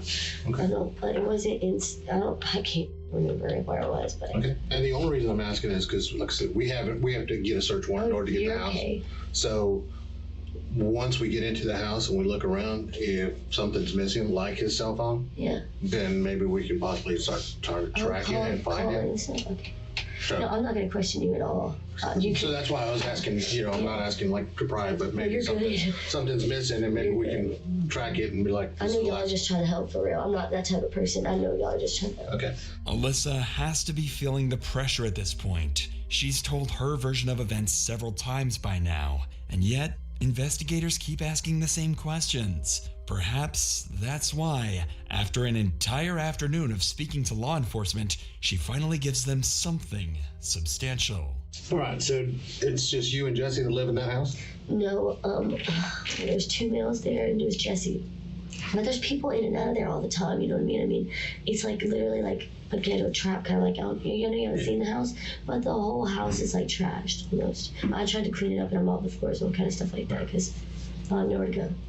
But there's a dude named Ian for sure. I know because he sleeps on the couch, and I know he was getting help from somebody. The dude who lives there, I guess, around a regular, trying to get off of drugs. Okay. Is he a black male, white male? He's white. Okay. Yeah, he's tall. He's real tall. He's like real tall to me. I'm like 5 foot. Alyssa confirmed that 2 other people lived in the house, noting that individuals are constantly coming and going, a detail that could suggest drug activities considering her previous statements and frantic behavior earlier. But most importantly, she mentions one of the roommates by name. If investigators can track him and the other roommate down, they may not have to rely solely on Alyssa's version of events, as it's obvious she hasn't been telling the whole truth. So the detective continues to question Alyssa in hopes of extracting another name. Start from what did you do today? Okay. From when you got up. I woke up on the couch and he was on the couch across from me, and Jesse was sitting in his chair. It's in the living room, whatever. I called my mom and dad because I was supposed to go over there. There's voicemail, so you see when we called him. I don't remember exact time. You called us? But the other dude that lives there, he wasn't there. He was supposed to go to get a hotel room with a girl the night before, so he hasn't been there. Who's that? I think his name's. Okay. It starts with. Yeah, but he wasn't there at all. Alyssa doesn't realize it yet, but with the other roommate's name obtained, the investigation has already taken a sharp turn. The detective's top priority is no longer just her story. It's tracking down the roommates she previously lied about who could be key witnesses to the shooting. But before they could get to that, Alyssa and her mother would share one more major detail from the morning of the shooting. We go to my new house where we're building because we're moving into it. We just closed on it. So we go over there. She has somebody else come and get her to go through her paperwork for work and stuff like that because we're moving. And then, I don't know who it was. It don't work it out. Yeah, I went to FedEx and stuff like that. And then I got... Did this person come pick you up? Did you call them to come pick you up, or they just showed up? It's a friend. I don't really know like that, you know what I'm saying? Jesse doesn't like anybody to know where we stay at all because what he does, and obviously y'all know what he does, you know what I'm saying? Because I told the police. I don't know if y'all talked to the police yet. Yeah, okay. Yeah. And, what did he do? Sell drugs? Allegedly. I don't know. What's I don't important? even know if I just used that right. Yeah, he sells drugs. He sells drugs. And what kind of car did this person pick you up? A black car. Yeah, I don't know what kind of car It was just black. It's an older vehicle that doesn't even have the emblems on it. Did you see it? I didn't pay Yeah, it attention was to black. It was Looked black. like it was spray painted. Yeah, maybe. I don't know. It was. I know it was black though. I didn't Like pay old attention. Toyota or something like that. It was definitely a small sedan. What's a sedan? I think it's a car, correct? Yeah. Yes, maybe. Well, that's I think it's 4-door. Alyssa's mother just described the same car that witnesses saw fleeing the scene, a black Toyota Camry. But what's even more crucial is Alyssa's own admission. She was in that very car after being picked up by a so-called friend. With this insight, detectives now have a major person of interest, whoever was driving that black Camry. Now their top priority is clear. Identify this man. Yeah. What's his name, the guy that come and got you? I don't know him. That's what I'm saying. Well, how'd you call him? Jesse, I didn't call him. I said I didn't call him. Oh, he just showed up at the house? Yeah, my brother knows him and Jesse knows him and all kind of stuff like that. Like he comes around all the time and hangs out with him. I don't associate myself with people that he does. I'm not allowed to even be at the house by myself. Is he white or black? He's white, for sure. Can you describe him to us? Well, he's kind of ghetto. No, he's ghetto. He's got tattoos. Yeah. You can tell he's been to jail. 20s, 30s? At least like his late 20s. Despite the vague description, detectives can now confirm the driver of the black Camry is a white male in his late 20s with tattoos. Combined with all the other information, these details are enough for detectives to begin searching. But before detectives wrap up Alyssa's interview, they would have to deliver the tragic news of what happened to Jesse. I did just get off the phone with the doctor's office, and he did not survive. Where's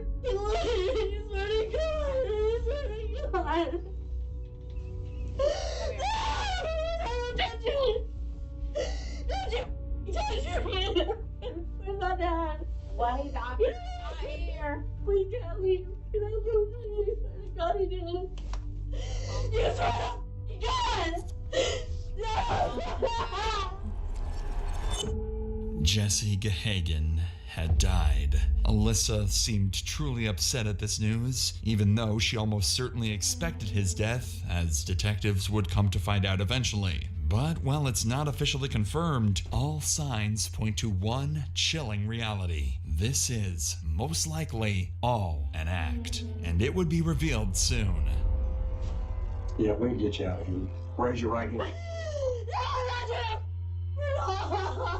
Somebody killed your boy. Yeah, I called the police. I tried to save his life. I tried to make him do better, bro. I tried. I'm the only one who gave a f about him. No, I'm being serious. You don't get it. No, that nobody. I'm the only one who called the police when he overdosed twice. Not even his mom and grandma. Now by myself. Alyssa would continue this frenzy until detectives had to end the interview. Even though she seemed genuinely upset over Jesse's passing, detectives would soon find evidence suggesting otherwise. Nevertheless, the stakes were now higher as this had escalated into a murder investigation. At this point, detectives still weren't sure exactly what Alyssa was hiding, but the interviews that followed would begin to reveal the truth. What's up, Mr. Good, how are you? I'm Investigator Alvarez, the one that you ignored last night. Yes, sir. I know you got my text. This is one of Jesse and Alyssa's roommates. It's unclear how investigators first located him, but what is known is that he was initially reluctant to cooperate, ignoring multiple calls and texts from detectives. Perhaps he was hesitant to get involved, but when he finally agreed to an interview, he would deliver the biggest bombshell yet. All right, man. So let's start from the very beginning, okay? Yes, sir. Now, I know before you came in here, you said he knows who did it and who he can get us hooked up with that person and everything else because he tried catching up with you at Tom Thumb yesterday. So, before we get through all the details, who is that person that actually pulled the trigger? It's Jacob Colville. Okay. Who was the black guy that was there with him? I've never seen him before in my life. Okay. If you were shown a picture of him, would you be able to possibly recognize him? Should be able to. Okay. How long have you known Colville? Colville, I met like in 2018 in Walton County. He was we were in the same little pod together in Walton County. Finally, thanks to the roommate, detectives have identified the white man with the gun, 29-year-old Jacob Colville, the same so-called friend Alyssa and her mother described earlier. But to the detectives' surprise, the roommate had even more to reveal. Colville showed up with his two kids in the car and got out and started an altercation with Jesse. And this is all over a female. This is all over a girl. What's her name? Alyssa Blackburn. I guess Colville's in love with his girlfriend or something. I'm not even sure who the girl liked, if she liked either of them or not. And I thought they were supposed to be friends. But no, as soon as the girl comes out of the house and says Jesse's inside, they didn't hesitate to, should we leave it? No, they went right inside my house. And they go down the hallway and they look through the first room, look through the second room, and I'm at this point I'm playing stupid. I'm like, what's going on, guys? And I don't know what's going on. I wasn't watching. I did not have my head turned towards down the hallway, but there was two gunshots, and I hear screaming.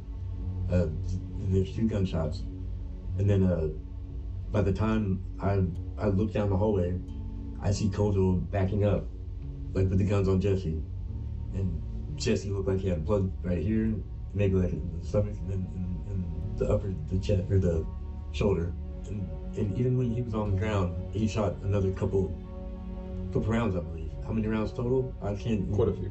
Yeah, I can't even tell you. Whenever Colville and the black guy run out the front door, they took off. What happened to the DVR? I could show it to you. Do you have it? Yes, sir. Okay. And there's the camera in the living room. Yeah, I noticed. What the roommate just revealed to detectives is everything they need to crack this case. It appears that Jesse's murder stemmed from a long-standing conflict that began in an altercation between Jacob and Jesse, likely during the drive-by incident reported earlier that morning, followed by Jacob returning an hour later to fatally shoot Jesse. Meanwhile, Alyssa not only fabricated her entire version of events, but the whole altercation centered around her. According to the roommate, she was in a love triangle with Jesse and Jacob that turned deadly. It's likely that Alyssa had grown fed up with Jesse before orchestrating the shooting with her friend, or perhaps lover, Jacob. This finally explains why Alyssa had been lying all along. She wasn't just a witness, she was an accomplice to murder. Fortunately, the roommate had the shooting recorded on surveillance camera and agreed to hand it over to investigators, providing them with undeniable evidence to bring the killer trio to justice. This incredible stroke of good fortune would continue when the roommate successfully identified Jacob's accomplice from a photo lineup of known offenders. He was 44-year-old Lawrence Bonner Jr.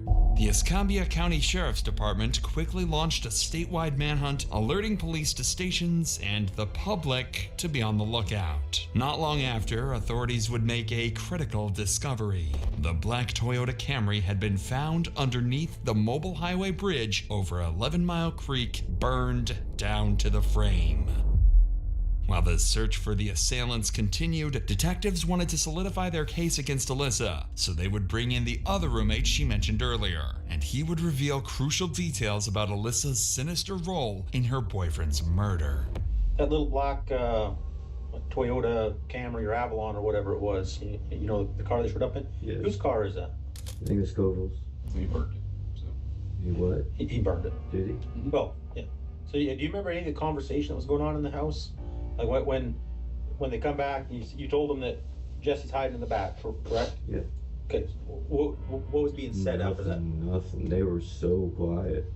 Okay. They were just creeping through the house looking for Jesse, and they didn't find him at first. You remember seeing Alyssa come in with a gun? Who? Alyssa, his girlfriend, Jesse's. No. When she first walks into the house and you're on the couch, you know she's holding a gun because we have the DVR. Yeah, I did notice that. Coville did say to Jesse, he said, I ain't gonna shoot you, and he was shooting him the whole time. Because Jesse would say that Coville would never shoot him, you know what I mean? Coville shot. You know where Coville might be right now? I have absolutely no idea, man. Well, we already have one of the three, so. Oh, do you? Yeah. One of the three? There's another person that helped them out later. Really? So, At this point, detectives had multiple statements from both roommates that not only implicated Alyssa, but also discredited her alibi of being somewhere else at the time. Combined with video evidence showing her holding a gun inside the house before the shooting, there was no denying that Alyssa was certainly involved in the murder of Jesse Gahagan. While detectives were wrapping up the roommate's interview, one of the killer trio, Lawrence Bonner, was arrested after deputies surrounded his residence. He was brought into the interrogation room directly across from this one. Detectives didn't waste any time with Bonner and would immediately confront him with video evidence to make him give up Jacob's location. we want to know why he reached out to you, what he told you, because we already know you participated there. We know you didn't pull a trigger. But at this point, you literally have one opportunity to talk about this. Otherwise, you are, and I'm going to be very straight with you. And if you want to see the video. Yeah, we'll show you the video if you want to see it. Let me see it. Okay. You text. They just asked if I wanted it. Perfect. How is this going to help me, though, man? Why? Because you didn't pull the trigger. I mean, I see your face in there. But I'm still. I mean, you acting like, what the going on?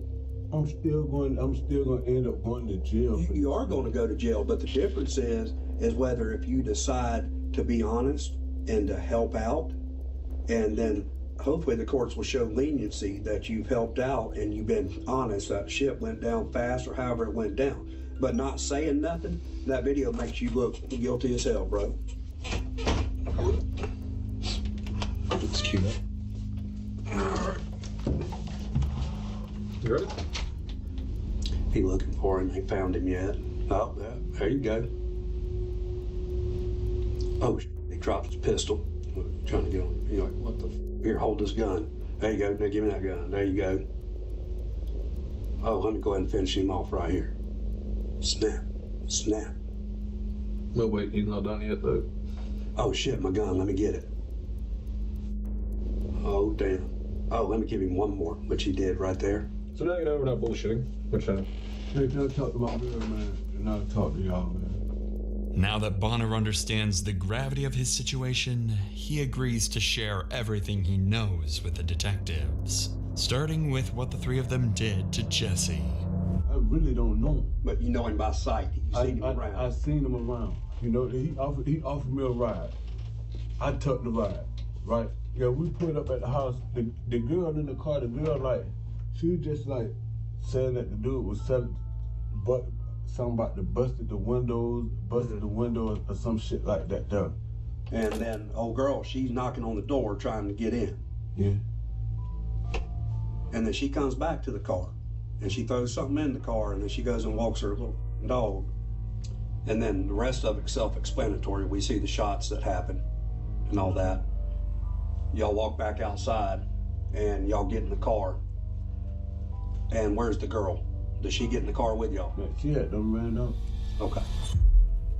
Bonner had just admitted his role in the shooting, going so far as to confirm that Alyssa had been present the entire time. Under pressure from the video evidence, Bonner would eventually confess to something even more damning. He had provided Jacob with the gun used to shoot Jesse. With that admission, Bonner officially became an accomplice to murder. Investigators would wrap up Bonner's interrogation and book him into jail. One member of the killer trio was down, 2 more to go. A week later, on November 5th, authorities tracked down Jacob Colville in Eustis, Florida, attempting to evade capture disguised in a wig, glasses, and makeup. But his cover didn't last long. An officer recognized him, initiated a traffic stop, and took him into custody. When finally apprehended, Colville was found with a loaded handgun and drugs in his car. He would reportedly state, "I don't regret it," when inquired about the murder. As for Alyssa, a warrant for her arrest was issued, and she was quickly apprehended, held in county jail without bond. While the killer trio's exact motives remained unclear, investigators determined that Colville, Blackburn, and Bonner were driven by a mix of personal vendetta and criminal intent. Their actions were likely tied to drug dealings and internal betrayals within their circle, leading them to see Jesse Gahagan as a liability that needed to be eliminated. Nearly 2 years later, in June 2024, Colville was sentenced to life in prison for the first-degree premeditated murder of Jesse Gahagan. Meanwhile, Lawrence Bonner and Alyssa Blackburn were also charged as principals to first-degree murder. As of this writing, both remain in jail awaiting trial. If convicted, they too will likely face life in prison without the possibility of parole. I don't care what you did. I'm sorry about what I did. Just please come home. Please. Just, please. This is Joseph Paul DeWise, and his deteriorating relationship with his wife, Lauren, is slowly ruining his life. I'm driving and I'm crying.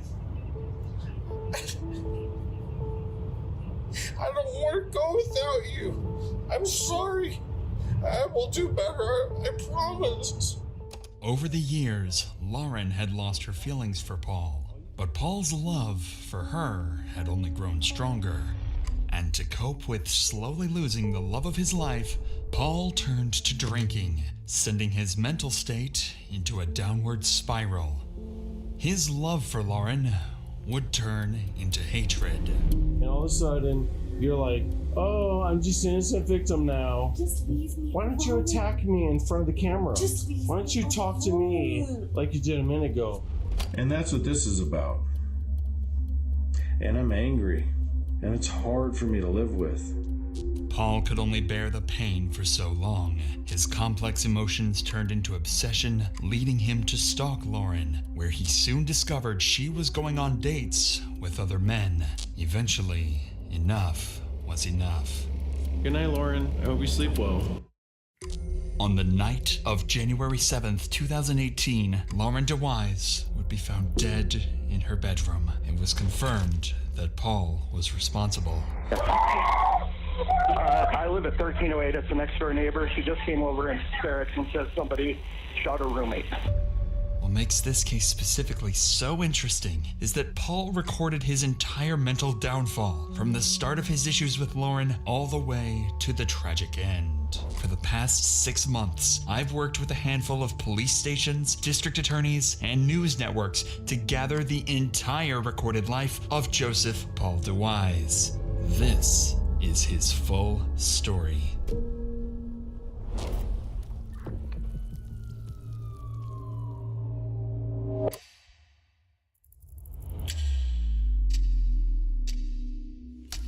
This was a letter to Lauren, written by Paul on July 24th, 2017. It indicates the first real sign of Paul and Lauren's relationship problems, but also Paul's dark tendency of self-hatred. I have no excuse for what happened last night. I am a very bad person for you right now. I hate myself. I do not deserve you. I have no reason to be loved by you or the kids. I ruined everything. You deserve someone way better than me. Paul wrote this letter just hours after a heated argument with Lauren, where he lost his temper and screamed at her, all in front of their 3 children. This was likely one of many arguments that took place in the home, because after this incident, Lauren would leave their home, stating, "I'll only return for the kids." Looking at the letter, it's clear that Paul felt immense guilt for screaming in front of his children, perhaps even more than most would. And there's a very good reason for that.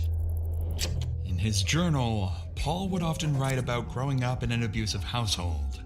In one entry, he described walking in on his father screaming and choking his mother, her face turning purple from the strangulation. Perhaps Paul felt he had followed in his father's footsteps by becoming aggressive towards Lauren in front of their children, something that likely embarrassed him. But instead of apologizing for his outburst, he chose a different path. He would begin manipulating his children, convincing them that he had done nothing wrong, even going as far as recording these statements to show Lauren later on. How do you feel about what happened with Lauren? I'm angry and sad, and I don't know. I'm upset. I'm mad. I don't understand. It's overwhelming. The only damage that I feel that has been done by is honestly Lauren. I mean, everything was fine until she decided that she wanted to do what she did. Was it my fault? Was I a bad husband to Lauren? No. Are you glad it's just gonna be me, you, Joe, and Nana now? Why? Because Mama moved away. Yeah. Lauren had moved out of the house, and Paul's attempts at manipulation only pushed her further away. In turn, his abandonment issues worsened, spiraling into paranoia over the thought of Lauren falling in love with someone else. There are numerous examples of Paul's paranoia, but certain examples are particularly notable. One thing Paul would consistently do over these years was send relentless barrages of text messages. They would usually start out in a calm, collected way. I respected you, and so did the community. Now you are someone else. You aren't building love in the family anymore. Mostly insecurity and frustration and sadness. But would quickly spiral into unintelligible rants of self-hatred and aggressive accusations. Now I am depressed again. How can you not care? How can you make me deal with this by myself? Why won't you save us? I'm sick again, and my counselor had to cancel. I am a pathetic piece of crap now. I am completely alone. My life is ruined. My money is gone. My body is broken. My wife doesn't care about me except to hurt me. You are abusive. You. I'm crazy now. Great job. Always ending with some type of accusatory comment, likely to make Lauren feel guilt over not being there for him. Another thing he would regularly do was contact people in Lauren's life. One notable example would be towards Lauren's female co-worker, who Paul suspected to be bisexual. I would appreciate it if you would stay away from my wife. You are not a good influence for her, and she is acting like a single woman. I don't not trust you as I reached out to you, and you ignored me. My wife needs family-oriented friends, not friends that married people and aren't friends enough to help in crisis. Paul's messages to Lauren and her friends continued for months, growing increasingly emotional over time, but Lauren would rarely respond. Reading his diaries, it's clear this deeply upset Paul. He felt like he was losing the woman he loved. Desperate for a reaction, he soon turned to sending her videos instead, hoping that would finally grab her attention. I don't care what you did. I'm sorry about what I did. Just please come home. I don't want to restrict this by myself. And I love you. Please. Just fucking please. Please. I work 2 jobs. I will do anything. I won't be here. I'll be working all the time. Just come home.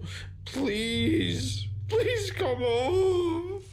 I'm sorry. I'm sorry. I was so angry.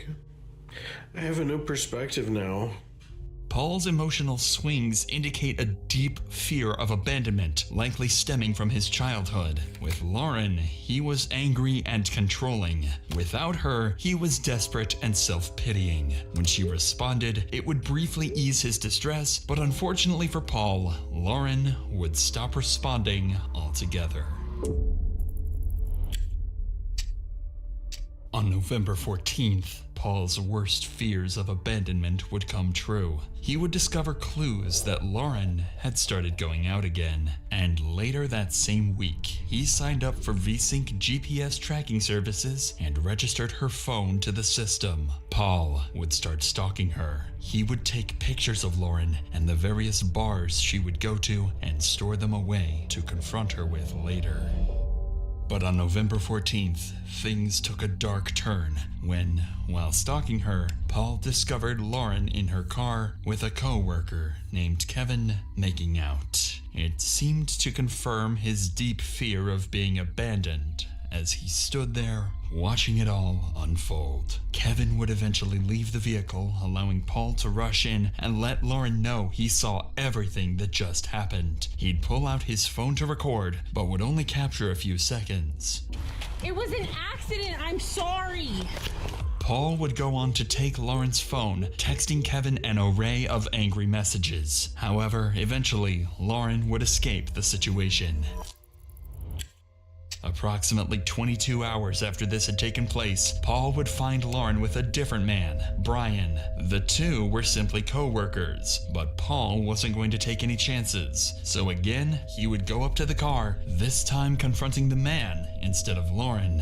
This man had absolutely no intimate relationship with Lauren, so he retaliated against these claims, even punching Paul in the face. I already pulled away from my house. Here's kids. There's nothing.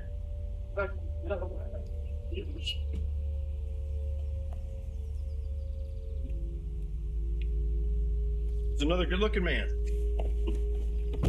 Paul was furious. However, instead of begging Lauren to get back together, he would ask her to grab her final belongings from the house and never come back. This was a sharp distinction from the previous weeks and even months. It seemed like Paul's ongoing desperation for Lauren had bizarrely turned into hatred. Lauren would oblige and go on to take her items from the house, but Paul wouldn't stop there. The next morning, he would take to Facebook, making a public post stating, "Has anyone in Bozeman not kissed my wife? Last night I caught Lauren making out with this man in her car outside of a bar. She is the best liar I have ever known." Paul had turned to retaliation, and his video recordings made that clear. Yes, I've been drinking. I'm having beer. But I'm not wasted. I'm very upset. I put up with this shit for years. I didn't realize it because I was blind. And that's what this is about. And I'm angry.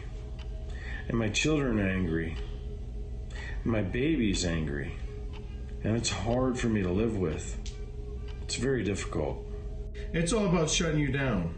But in Bozeman, there's all these young 30-somethings with tons of money that Lauren's chasing. She loves that. And she's going to step up from me and our family and get ahead. I'm angry. I don't want her to keep her job. I would like to protect the community from her.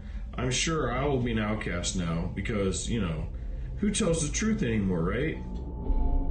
Paul continued to bombard Lauren with texts, stalk her, and most of all, fuel his chronic alcoholism, which only worsened his anger issues. At one point, even telling Lauren's friend at a local bar, quote, "I've killed people before, and I'm not afraid to do it again." The final straw in Paul's downward spiral came in an incident completely unrelated to Lauren. While out walking with his daughter, Paul would begin threatening a homeowner whose dogs were barking at him from behind a fence. When the man confronted him, an enraged Paul pulled out a pocket knife and stabbed him in the hip, and Paul would record the entire event. We just got attacked by these people's dogs. This is my baby. Baby, did you think that dog was gonna get you? I did too. And then this man attacked me behind the dog after this woman. Baby, I'm sorry. I withdrew my knife to defend myself against this man who took me down with a single leg takedown. As a last resort, when my back was on the floor, I struck up with the knife. I struck the man. They pulled the dog away. Now the dog's gone. You okay, baby? I'm so sorry. You stood here and antagonized. And see, still the aggression. You stood here with my baby. Antagonizing the dogs. Look at what you're doing to them. I'm blocking my baby from this woman. Look what you're doing to This is the aggression these people have. They threatened us when we tried to walk by. Let's get out of here. Are you some kind of a helper? Are you crazy or what? Hey, the cops are coming for you. You're crazy. Wow. You guys are gonna be out of here.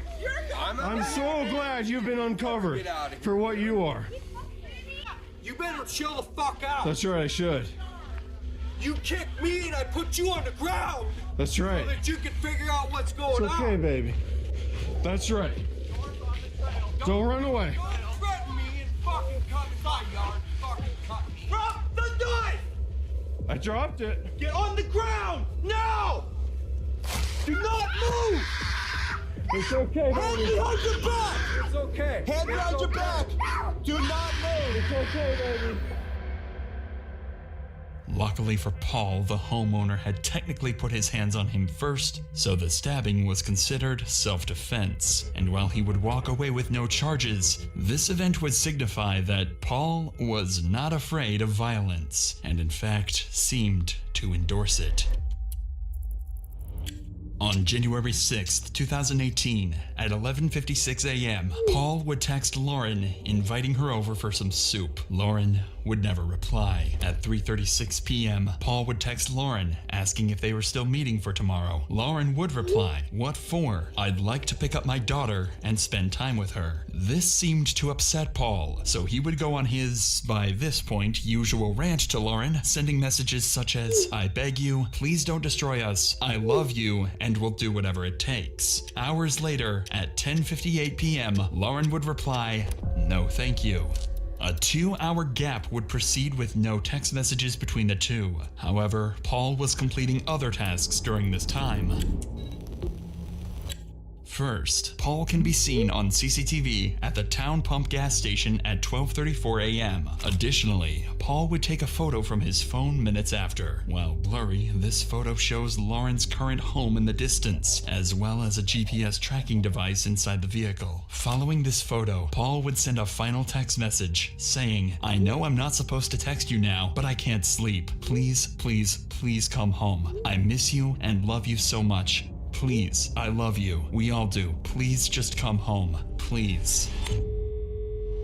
911, what's the address of your emergency? Idaho Street, Belgrade. The next door neighbor, she just came over in hysterics and says somebody shot her roommate. Did it just happen? Yeah, she said it just happened. She needs ambulance and police. Okay, where is the person that shot the neighbor? Who shot? Who shot? The guy's name was Paul DeWise. So Paul DeWise is the one that shot the person? That's what she said, yeah. She said her roommate Ashley is the one that's still alive. Do we know where Paul is now? She doesn't know if he's still in the house. That's why she ran. Okay. All right. Is Ashley bleeding seriously? Was she bleeding seriously? Yes. She said yes. Okay. Lauren and her roommate, Ashley, were shot on the morning of January 6th. Their neighbors would hear the gunshot and rush to the home, finding what they saw as a deceased Lauren and a severely wounded Ashley. Additionally, the neighbors would name Paul DeWise as the shooter. Officers would waste no time and rush to the scene immediately. Where are we at? What's going on?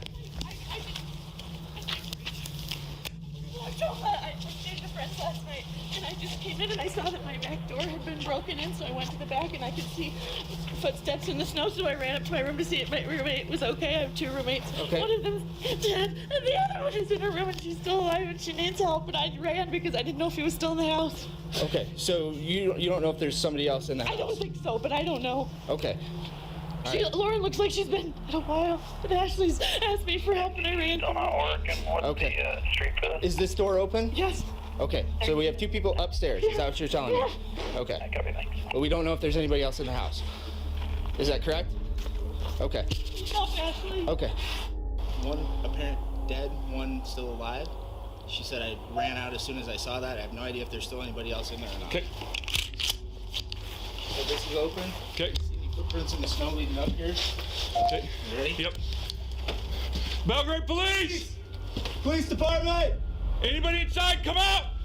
I'm going this way. Okay, I got stairwell. Police! 326. Where are you at?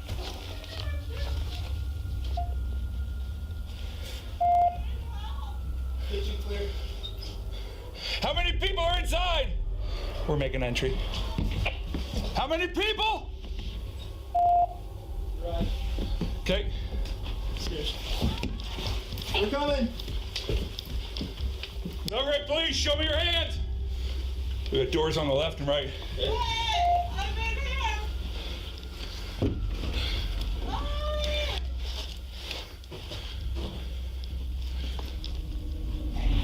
Police! Please don't shoot me!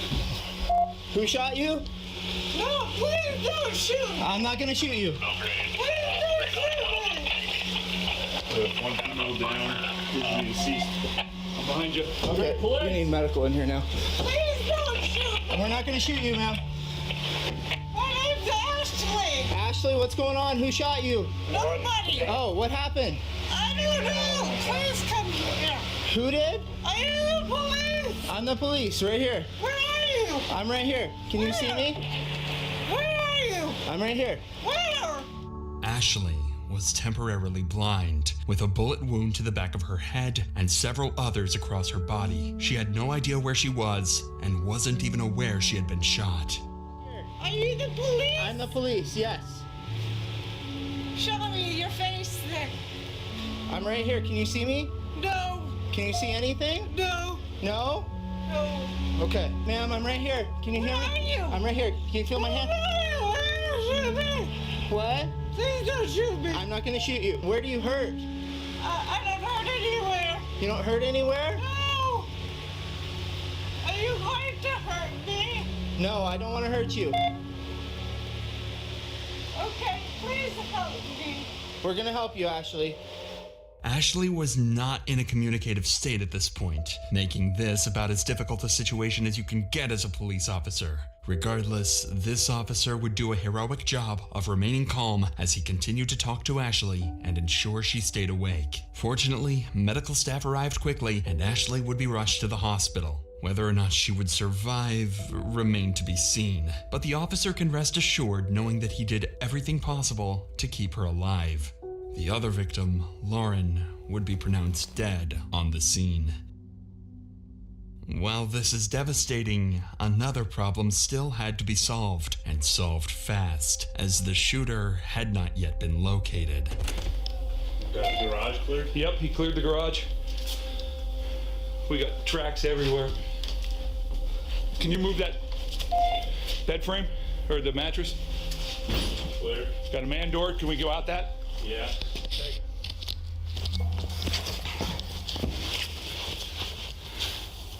Clear. We're clear? Is there tracks going over the top of the fence or anything? No. Negative. How about this way? There's tracks going around that way. Okay, is our gate open? The house was clear, meaning whoever killed Lauren had fled immediately. And while he may have gotten away, several clues would be left behind. The most obvious being a trail of bloody footprints leading from the east side of the house over to the back door. At the time, this was a small, irrelevant detail. However, this would become one of the leading pieces of evidence to solve the case later on. By nothing short of a miracle, Ashley would survive the brutal attack. She would undergo multiple emergency surgeries, fracture treatments, and blood transfusions. This was a blessing for not only Ashley and her family, but for the detectives working on the case. Because if Ashley could recall what had happened and who shot her, solving this case would become a whole lot easier.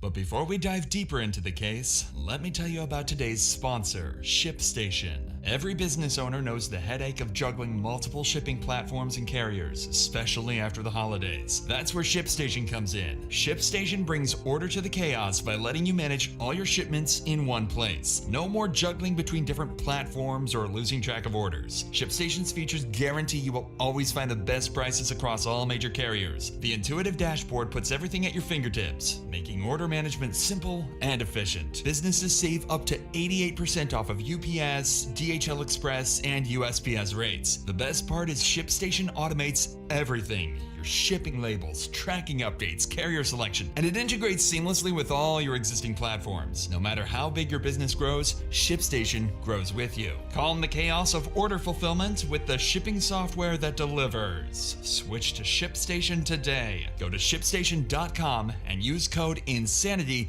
to sign up for your free trial. That's ShipStation.com, code INSANITY. Now let's get back to the video. So, after Ashley had briefly recovered from her surgeries, detectives would sit down for a formal interview. The goal of the interview was to help her recall crucial details about the incident by asking specific, targeted questions, in hopes of triggering memories that might have been buried due to the trauma. So obviously, you know, we're here to talk to you. Yes, I do. And I know this is kind of a tough question, but can you tell me, do you remember anything at all? When I got shot? Mm-hmm. No. No, I do not remember being shot at all. Well, yeah, you're a lucky gal, but everything that I've heard, you're a fighter. It's a miracle I'm alive. I thank God every day. It's really a miracle. It is. The detective would continue asking questions for another 30 minutes, but unfortunately, Ashley was unable to answer anything whatsoever. Again, officers were left confused as to who this killer was and why this happened in the first place. Due to the lack of physical evidence, detectives decided to talk to more witnesses in order to determine a primary suspect. Audria, the neighbor who called for help, had reported Paul as the potential killer during the 911 call. So with this in mind, officers decided it was imperative to speak with Audria to better understand why she would make these claims. And she would waste no time letting officers in on Lauren's abusive relationship with Paul.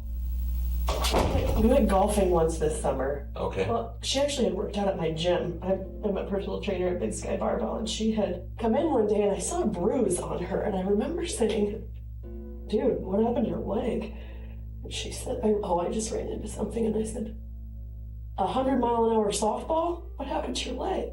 She just dismissed it. A couple months later, we were golfing, and she said, they'd lived here about a year, and she said, I can't believe I've never told anybody this, but I think I need to leave Paul. He beats me all of the time. Mm-hmm. And I used to contact me every day. And one day would be, you ruined my life, to, I can't believe you're helping my wife, to, I'm so sorry, this is all my fault. This has nothing to do with you. You did nothing wrong. I mean, he's got a schizophrenic chain of messages that I never responded to.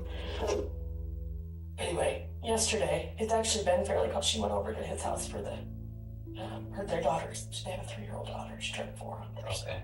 Audria was well aware Paul was an abusive and psychotic husband prior to Lauren's death. Based on Audria's claims, her suspicion of Paul's involvement would only grow stronger.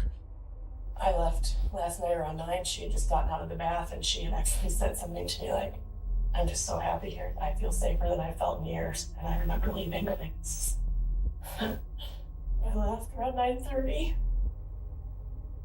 And I got home this morning. I got home early.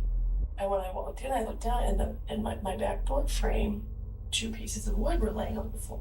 And I ran upstairs to see if Lauren was okay. She was not okay. I literally, the door had been propped open, and she always slept with it. And it was open. I walked up, and I could see her laying there, so I didn't even walk all the way in her room. I just looked at her and was like,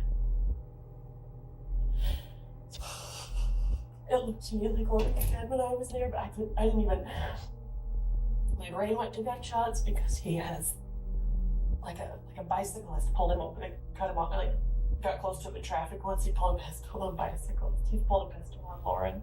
Before he got banned from Airbnb, he pulled a pistol on Airbnb guest. That's good. Yeah.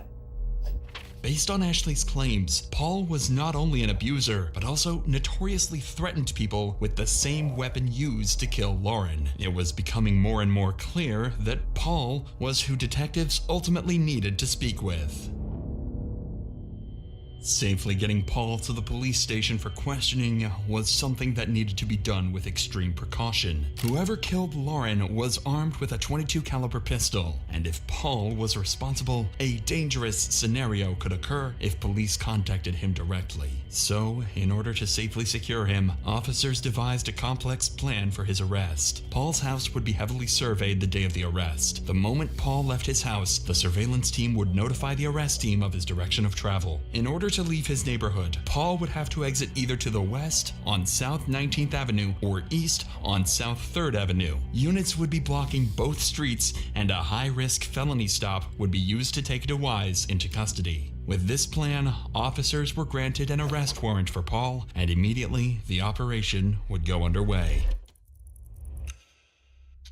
At 9 a.m. the next day, Paul would exit his house in his Chevrolet Suburban. He'd turn west onto South 19th Avenue, where an officer would be waiting for him, and quickly pull the vehicle over. Okay, open up the door. Keep both hands up. Outside. Okay, go ahead and get out. Hey, get out. Hands up. Hands up. Walk over here. Turn around. Look away from me. Walk backwards. Keep coming. Keep coming. Stop. Get on the ground. Get on the ground. Do not move. Do you understand me? Take him to the back of my car. All right.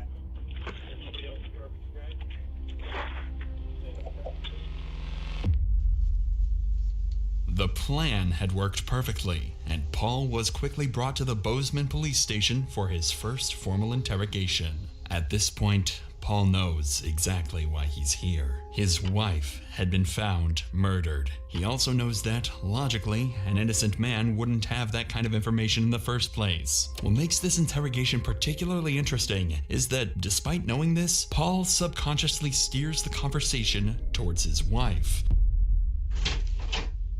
Hi, Paul. Yep. My name's Justin. I'm with the Belgrade Police Department. Okay. So you had your... Remember, at this point, there has been no mention of Lauren whatsoever. What do you do for work? I've been a stay-at-home dad for quite a while. Man, it's the hardest job there is. Had a couple of accidents, and we ended up switching roles and ended up staying home. Yeah. Yeah, we're going through transition right now, though, so... Is that right? Yeah. So. What kind of transition? We're separated. Oh. Yeah. And in fact, she was supposed to get a baby today. Oh. So it's been tough. I hurt my knee back in June, and we had a lot of problems since then, and I had surgery in August, and it caused a lot of problems. The detectives still haven't mentioned Lauren. I've had a bunch of injuries in the last few years, and she's pissed off at me about that. Was it work-related? What did you do before you stayed at home? Well, I was a school teacher for 15 years. I taught science before I moved to Montana. Here? No, in Pensacola, Florida. Oh, really? Mm-hmm. Okay. So I have a biology degree. Yeah, that's how my wife and I met. Oh, really? Yeah, we both taught next door to each other. Huh. Yeah. She liked my coffee. Once again, Paul brings up his wife unprompted. While this is interesting, it's not enough to serve as evidence, so the detectives decide it's time to apply more pressure. So, the reason that I wanted to talk to you is there was some issues that happened over at Lauren's house this morning, and I just kind of wanted to touch base with you to see if you were over there at all, if kind of where you were this morning, that kind of thing. What happened? Well, someone broke into the back door of her place, and so from what I understand, you guys were separated and working on a divorce. Okay? That's kind of where we're at. Is she alright? Well, not really. She isn't. Well, the person that came in ended up shooting her. So. She's dead? Yeah. So. Oh my god. So that's why we're talking to you, because you guys are going through a divorce, and from what I understand, and we need to kind of figure out what's going on. This is news to me. I don't know anything about it. Well, let me just say right off the bat, regardless of your relational issues, I understand. I love her. Lauren's very important to you. I love her. And I'm so sorry that you're going through this right now. This place. If, let's say, for... You think I did it. I didn't do it. We gotta look at the big... I didn't say you did it. Never do anything. I'm asking you to give us any information that you can about anything, whether it was you or not. It's hard to tell whether Paul is genuinely anxious over his wife's passing, or if he's simply putting on a convincing act, panicking, not over grief, but over the realization that the detectives are closing in on him. Notably, Paul would quickly regain his composure and instead redirects the conversation towards Lauren, quickly painting himself as a victim of her actions. Hands are tingling. You know, I've been having panic problems. I never had it before. Never. I didn't know what a real panic attack was like. Just since you got here? No, since we started going through this crap. You know, it started in like July. She's going through like a midlife crisis, and you know, she's staying gone. She's coming home late and drunk. I caught her cheating. Yeah. 2 days in a row with two different people in the car. You know, and the second time I asked her to leave. While Paul may think that painting her in a bad light is a smart move, in reality, it only establishes that he had a strong motive for revenge. At this point, the detectives decide it's time to start constructing a timeline, hoping to pin Paul to a version of events they can systematically dismantle. So, is there anything you can think of? Anything that would help us at all? I can't think right now. Let's just start with a basic timeline. So start with, let's say, what you do during a normal day. Yesterday was Saturday, right? Right. So when you woke up, were your other kids already awake? No. Were they all three still asleep? Or you said Jennifer? Jennifer woke me up. Okay, but the teenagers were in bed? Mm-hmm. That's what teenagers do? Yeah. Yeah. That's about it. Nothing exciting. I mean, I was just in my chair all day. Okay, so you didn't, I think I'm going to Walmart or go out to eat or anything like that? No trips outside? No, didn't go anywhere. The detective asks this question because they have CCTV footage placing Paul at a gas station at 12:34 a.m. By outright denying that he left his home, it's clear that Paul is lying. However, when detectives ask the question minutes later, Paul realizes they might be setting up a trap and changes his story. So if I'm understanding you correctly, you didn't leave your house pretty much at all yesterday? Not last night? Certainly not after dinner? What time do you think you went to bed?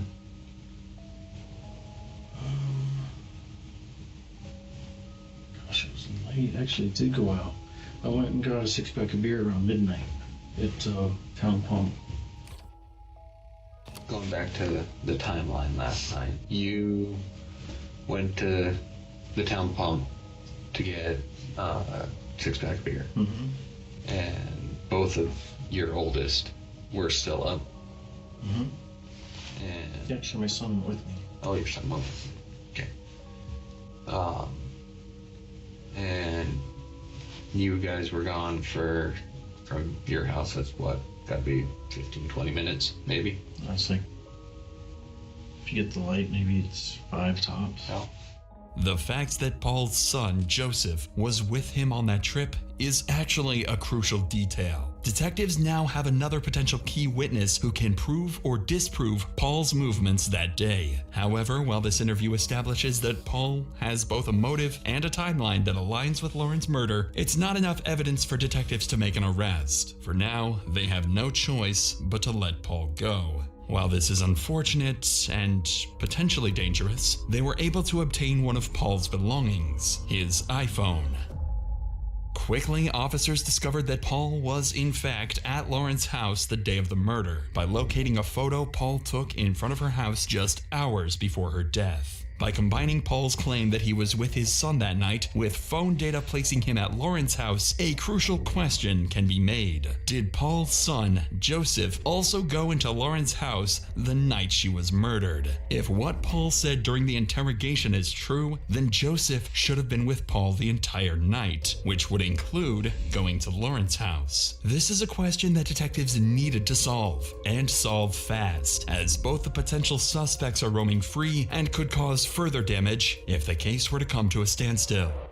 So, a few hours later, Paul's son, Joseph, would be brought to the interrogation room. The plan for this interrogation was very straightforward. Simply get a timeline for where Joseph was the day of his stepmom's death and see if Joseph will admit to him, or at least his father, going to Lauren's house that night.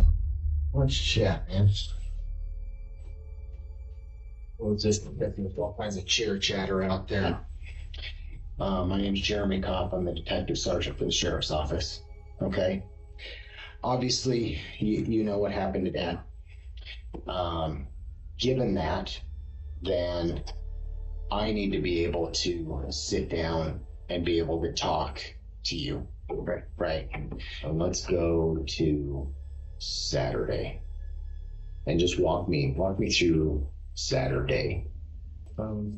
So Saturday, I got up around like maybe 12-ish, around 12. Is that kind of a typical on the weekends or no?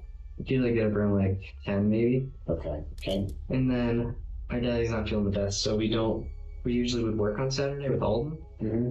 We were modeling a trailer, but we were kind of sick. I didn't really feel like working here because I was kind of run down. So we just hung out all day. And we were up later than we should have been. And then we stayed up for a while. And then 12 came around. And then me and my dad went on a beer run. I went with him to the town pump. Okay. By Albertsons. Okay. And so he got a 6-pack of Voodoo Ranger. Of what kind? IPA, Voodoo Ranger. Voodoo Ranger, okay.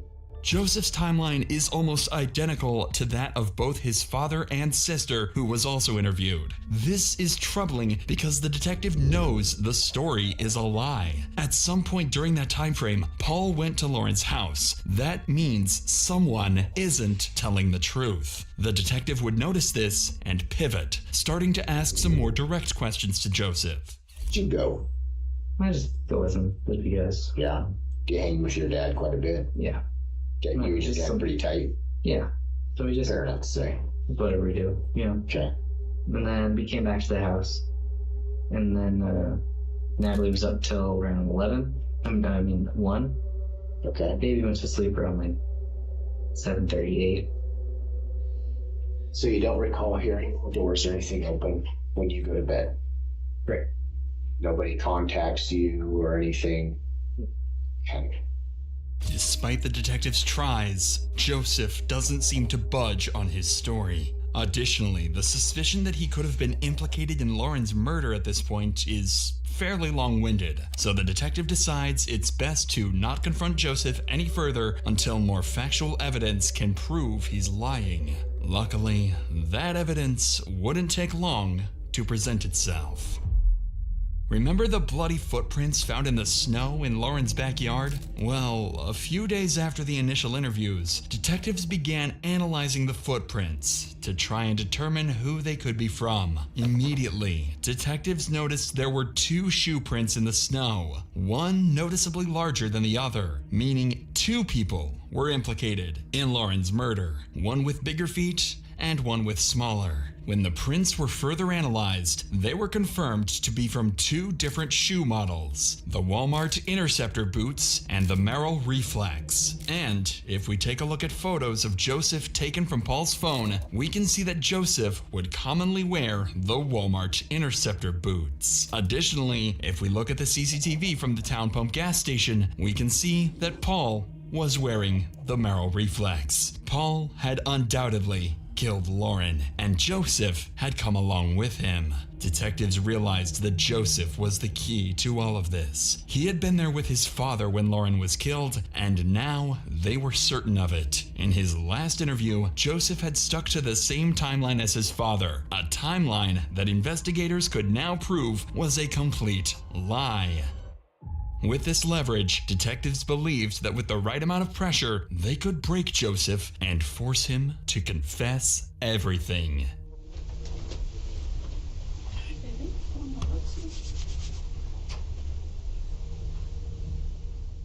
Due to the intense nature of what detectives are about to do, they would bring in Joseph's biological mother, Paul's ex-wife, to provide comfort, hoping that her presence would further push him to finally tell the truth.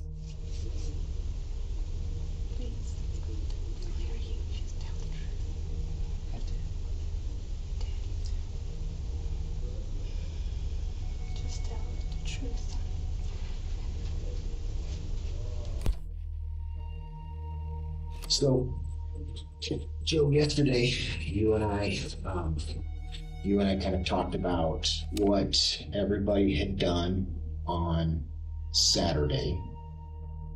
Well, I got up at noon-ish. And Dad and Baby and Natalie were already up. And there was him in the living room. Daddy was in his chair. Dad was on the couch. Baby, she's just whatever she was. As the interview progressed, Joseph's timeline remained largely consistent with what he had stated the day before. The detective knew he wasn't getting the full truth, and that meant it was time to apply more pressure. That's pretty accurate to what you told me yesterday. And I was hoping that today you and I could break through that and we could talk about what actually happened. Because if I can't get you to be honest with me, I can't help you. But I'm not willing to give up on you. I think that we can get through it. I can see the weight on you. And the only way I can help is if you and I are honest with each other. Joe, I can't help. I can't do anything if you and I aren't honest with each other in here. Okay? Joe, please. Please. Joe. Okay. It seems to be working. Slowly, Joseph's defenses are starting to crumble. At this point, all the detective can do is sit with him as the reality of the situation closes in. Your dad took you. No, he didn't. He wasn't alone. Then who was it? I don't know. After the long night, because I had no idea. I had my boots on in my own house. Joe, we've got to be honest with each other. Completely honest with you. How did your boots that are at your residence, those same prints end up at the crime scene? Joe, be thoughtful, be truthful. I can't do anything if you and I can't be truthful. Was it just your dad? Say something. Joe. Come on, son. Come Joe. on, baby. Come on. Joe. I know you love your daddy, son. Joe. Joe, just. Come on. Come on. Son, if you know something, just say it.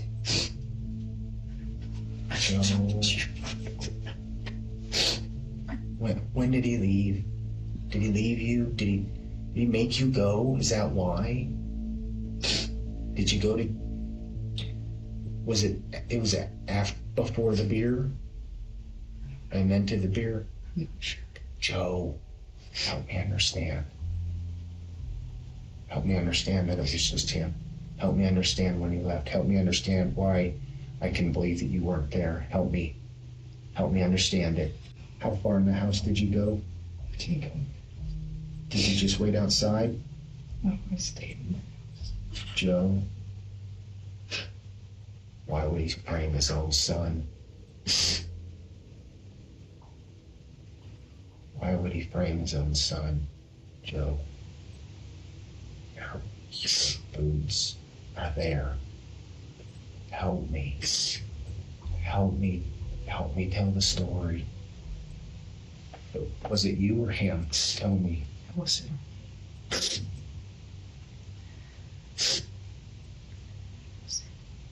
was him?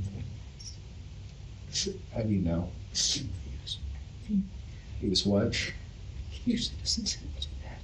He usually did that. I thought you was married. So he sent you to bed. He said I love you, son. He doesn't usually say. He said he loves you, son. I didn't know he was going to do this to me. My sisters. I didn't know.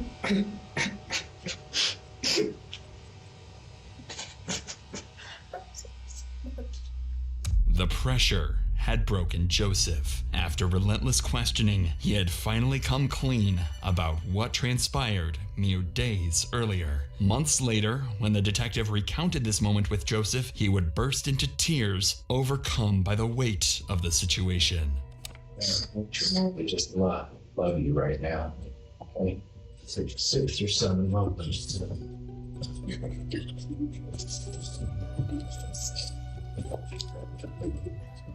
Sorry.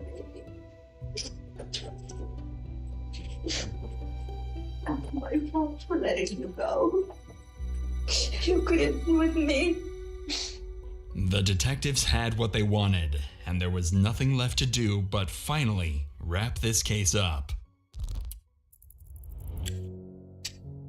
Paul's trial would be a long and drawn-out process, stretching over 2 years after his arrest. During this time, he remained in the Gallatin County Detention Center, where he quickly became a problem inmate. On February 7th, roughly 1 month after his arrest, tensions escalated when Paul called out another inmate, Buckley, accusing him of being a liar. Buckley responded with a warning, "Don't disrespect me like that." But before he could say more, Paul threw a punch, hitting Buckley in the face and sparking a full-blown fistfight. Paul would be charged with assault following the fight, only adding to the array of charges against him. Paul would eventually meet his fate on February 4th, 2020, nearly 2 years after his arrest. He'd be convicted of deliberate homicide, attempted deliberate homicide, and tampering with evidence, and would be sentenced to 220 years in prison without the possibility of parole. To the charge of attempt to commit deliberate homicide of Ashley guilty. Taylor, Officer Hendricks. I didn't even know the car was stolen. Okay, it's not stolen yet, okay? But the owner was found deceased. That's where we're at. This is Taylor Elkins. Just 2 hours ago, Taylor's teacher, 72-year-old William Dubois, was discovered brutally beaten and deceased inside his home. Hey, are they homicide or so you beat to death? Really? What's interesting is that days later, Taylor would be found driving her now dead teacher's car. Do you know why that's Bill's car? Because he's dead. I don't know. I don't pay attention to him. Like, he ain't nothing to me. He's been beat to death, and you're driving the car. I don't know that you ain't got something to do with it. But what seemed like a straightforward case would turn out to be a complicated mess of neighborhood drama, secret affairs, and deadly conflicts. I was in bed, and I heard a big boom. That's something wrong. I called the police on the other side. I've said if anybody did anything, it would be them. Could be a burglary. Could be somebody that he wronged, and they're coming back for vengeance. You're a rude, cold, heartless murderer. This is not going to go away. This is not going to quit. You're going to keep having your little nightmares that you have, and I hope you do for the rest of your life.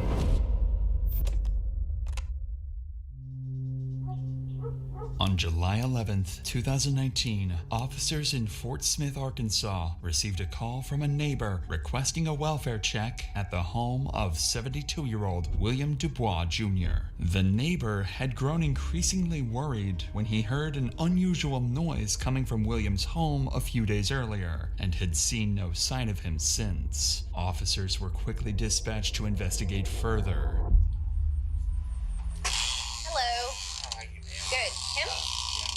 This is Denton Stringer, the neighbor who called 911 to request a welfare check. He would soon prove to be more involved in this case than just being a neighbor.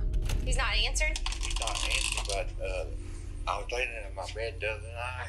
I heard something fall. Sound like Does he have a car? Yeah, a car, but Where's his car? his car's been gone for 2 or 3 days. Well, maybe he's gone. Okay. He even told us. Okay. He even told us, man. Okay. You know what position his bedroom is at? Back that way, I Okay. think. I'll come back and talk to you in just a second, okay? The officer believes William might just have left. That is, until she discovers a disturbing odor coming from inside the house. 19 station. Can we have an operator meet me on 3, please? Due to the unusual situation, Officer Hendricks calls for a backup officer, who arrived quickly and would be briefed on the discoveries. I have one piece of mail. He said 2 nights ago he heard a really loud boom. There's an odd smell when I open the door. No flies up here. When I rounded the corner, you only get it every now and then. Wait till you round the corner. That's when I really... Yeah, I'm getting it right here. I know that smell.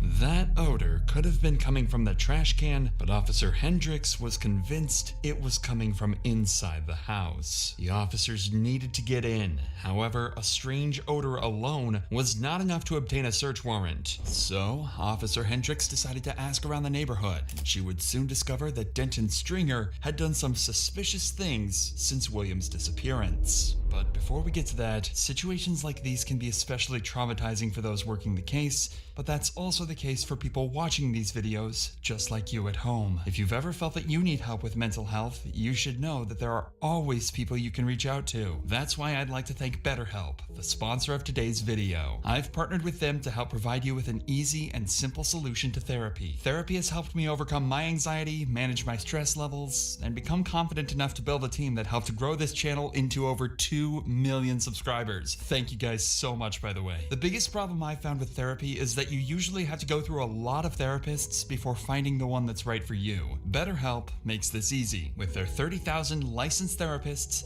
BetterHelp will match you with someone who understands your needs the best and gives you a safe space to talk. And if it's not right the first time, you can switch therapists as many times as you want. No hard feelings. So if you're struggling, consider joining BetterHelp. Start fresh any day of the year with BetterHelp. Click the link in the description or go to betterhelp.com/DrInsanity and get 10% off your first month of therapy. With that said, let's get back to the officers on the scene. Officer Hendricks didn't waste any time and decided to head to the store directly across from William's house to see if anyone had seen or heard anything. Yeah, it's hot, so. Okay, so the neighbor over there says that that man sometimes comes over and talks with y'all? He does, ma'am. When's the last time you saw him or his car? That's what she just said. I'm not seen it in probably 2 days, but that's what he's saying. I'm not for sure when the last time that I know it's been 2 days that it has not been out there. Yeah, the next people next door, we've had some problems. I mean, not us necessarily, but they fight out there. But Bill's always been really great. Right. To watch our place. Okay. The guy and the neighbor, there's some.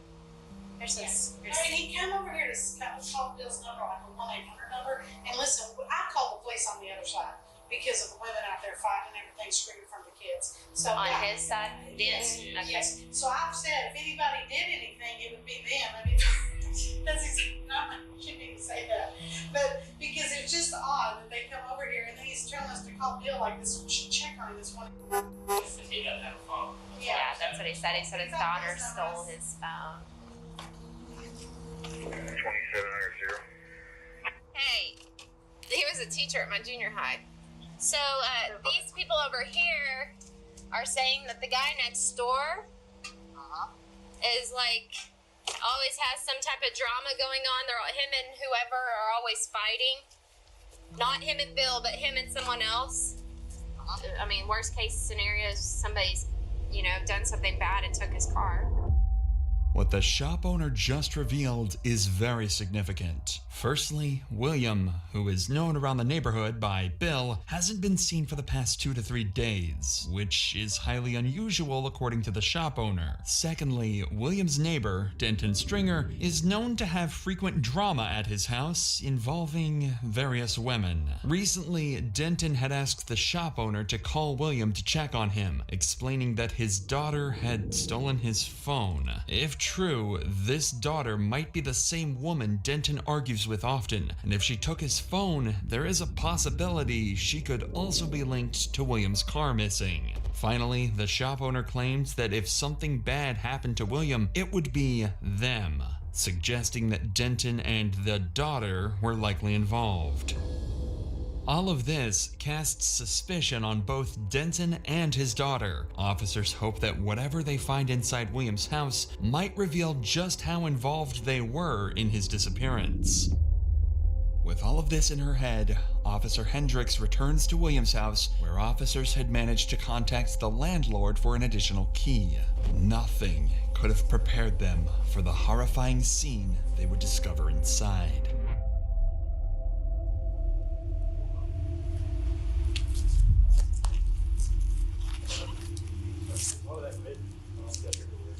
Really?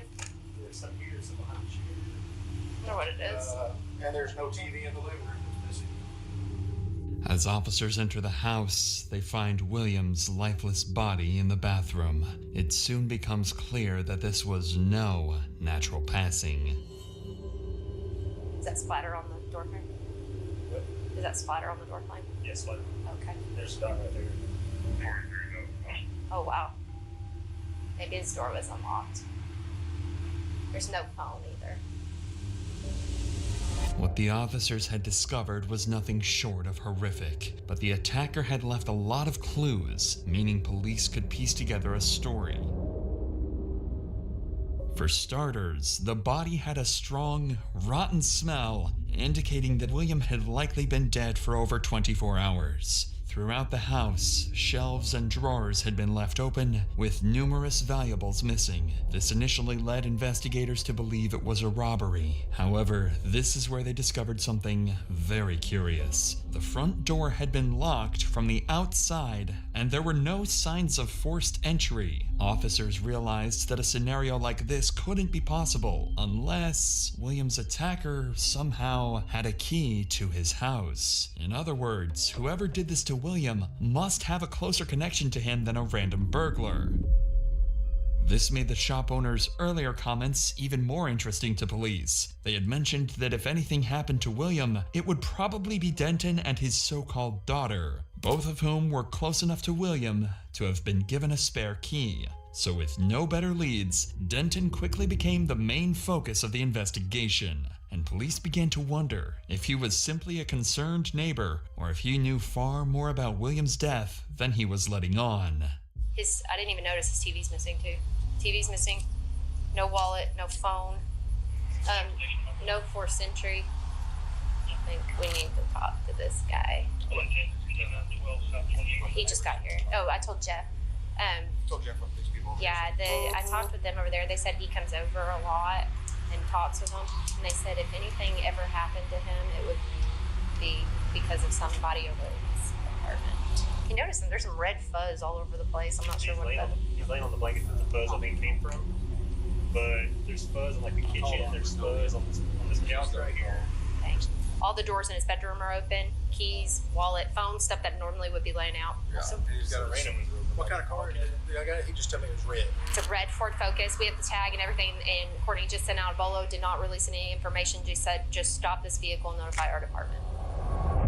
To find answers, the cops needed to locate that red Ford Focus, which was now on the radar of the entire Fort Smith Police Department. Whoever had possession of William's vehicle could undoubtedly help solve this case, but the officers had no idea where to start looking until William's son arrived at the scene, providing them with a major breakthrough.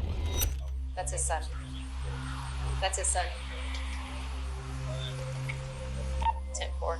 Every unit out here, please. Black box in the tracker, yeah. Did you say where it went, where the car's at? Mom does that with her cars. He says there is a tracker, but it's not at his mom's house. Mom does it with her cars. But the car's not at the mom's house. No. According to the son, William had a GPS tracking device installed in his car, and the car is actually owned by William's wife, Susan, who has access to a mobile app that could track his location. The cops now know this tracking device is their only key to crack the case wide open and catch the killer. So with this in mind, officers would quickly redirect their attention to Susan's home. But unfortunately, they'd also have the difficult task of informing Susan that her husband passed away. I need to mom down. Go, Cage. I can't. You gotta sit here and talk to the officers. Cubby. Yeah, we can use the restroom. Hi, Miss Susan. I'm Officer Hendricks. I'm sorry meeting you under these circumstances. I know you. You know me? I've seen you at Northside Days. I have been there.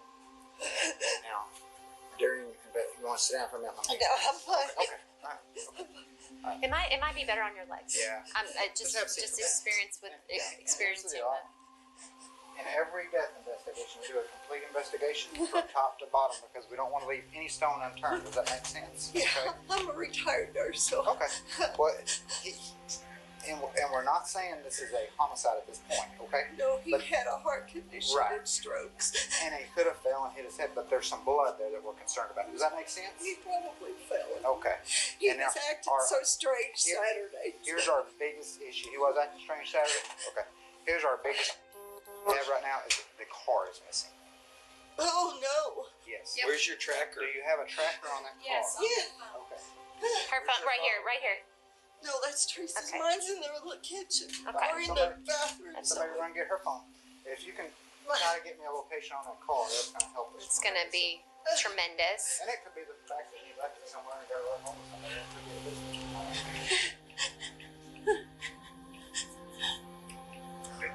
Florida Station, you can get you next up records to my location. Off Kelly Highway. That's it. Make sure it's stationary. It's parked at a house. Oh, snap. And it's through JB Byrider too. The car is at JB. Who's north? It's through JB Byrider. What? Okay. Thanks to Susan, the cops now know where the missing vehicle is. Without wasting any time, officers quickly leave Susan's house and head towards the location of the car, but they have no idea who has it or what kind of danger they could be facing when they find it. After all, this is the stolen car of a murdered man. Hello? How you doing? Y'all live here? I don't. I'm going to give my law for me. Okay. You live here? No, I can help you, Art. Okay. Yes, sir. What's wrong? They're looking out the window. We got people looking out the window, so let's. You got an ID on you? Yes, ma'am. I have an ID. I mean, I noticed I've seen that. That's what's in the water. So just Where's your wallet at? Channel 1. Okay, let's go inside. Let's go inside. Let's go get your wallet. No. You can go. You can do whatever you gotta do. Make her go too. Oh, hang tight. We're gonna be parked there for a second. She should have to go too. Go where? Wherever. Go inside with us? I mean, she can. Hang tight for me right here. We're gonna all go over here. Let's all go over here. What's going on? I don't know. Let's go over here. I mean, what have we done something wrong? Yeah, something's going on. Go over there and we'll explain it to you.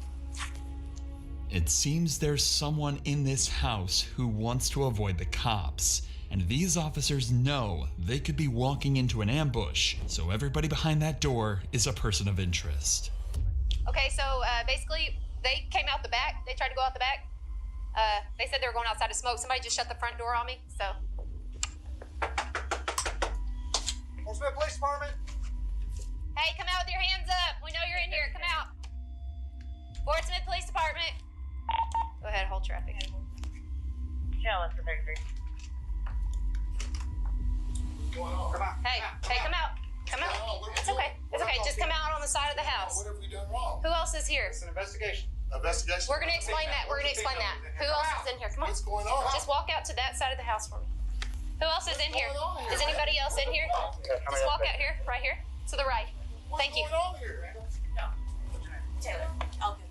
That's Taylor Elkins. Who else is in here? Okay. Go ahead and step out. No, go ahead and step out. Portsmouth Police, this is your last time to come out freely. Come out with your hands up. Keep your hands in the air where I can see them. Keep your hands in the air where I can see them. Good. Keep walking. Keep walking. Walk toward me. Randall Perkins, correct? Pickens. Pickens. Okay. Randall, go ahead. Step off that porch and to your right on the side of the house, okay? Who else is back here? How many more? Be real with me. I don't know who came out. Officers would go on to conduct a room-by-room sweep of the house and confirm it was empty before returning outside to face a different challenge. A handful of detained suspects with potential ties to Williams' missing car. Among the small group, officers noted a mix of faces, some nervous, some indifferent, but it wasn't immediately clear who knew what until the question of the red car came up. All these subjects were inside the house. When asked any of them, who's this red car, they all pointed to Taylor Elkins. The moment Officer Shelby asked who owned the red Ford parked out front, everyone pointed, without hesitation, at the same person, Taylor Elkins. The first woman who exited the house earlier when police barged inside. Having possession of a man's car who had just turned up dead is naturally going to raise suspicion, and surprisingly, Taylor herself would go on to admit that indeed, the car belongs to her. Here's the deal. One of the females that we got out of here, when I said, well, who's this car belong to right here? And everyone pointed to me. I said, that's your car? She said, yeah, that's my car. With this revelation, the focus was pinned directly on Taylor, and it was time for her to explain how she ended up in the possession of a dead man's car. Taylor, Officer Hendricks, obviously. Did he read you your Miranda rights? He did? Like your rights to an attorney, everything like that? Okay, where'd you get the car? I already told him. You tell me. I did, okay, that boardwalk, it's just like a friend. That's it. His name's Sean, but I don't know his last name. White or black? He's white, but I don't think he thought it was stolen.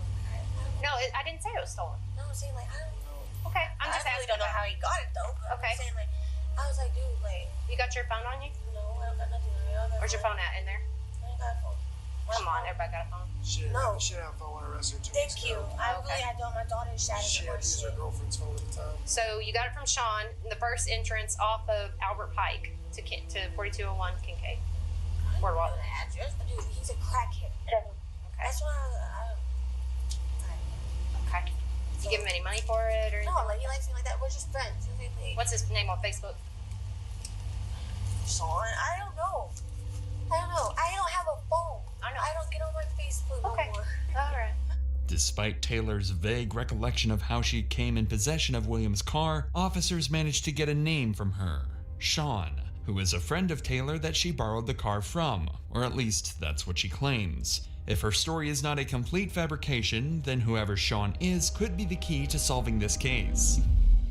However, it's at this time that officers realized they didn't know nearly enough about Taylor, her background, her relationships, and whether she might be tied to Denton Stringer, the neighbor who was already under suspicion. So over the next few minutes, we will follow these officers in real time as they connect the dots and discover critical information in one of the best detective works we have ever covered. Hey, I arrested her. I got lucky. 2 weeks ago. Pickens. Or Elkins. Do you know Sean? Is he a white guy? Yeah. I think that's a baby daddy to her or something like that. Is her baby daddy? She's got 2 kids. Okay. Yes. Hey, Checo.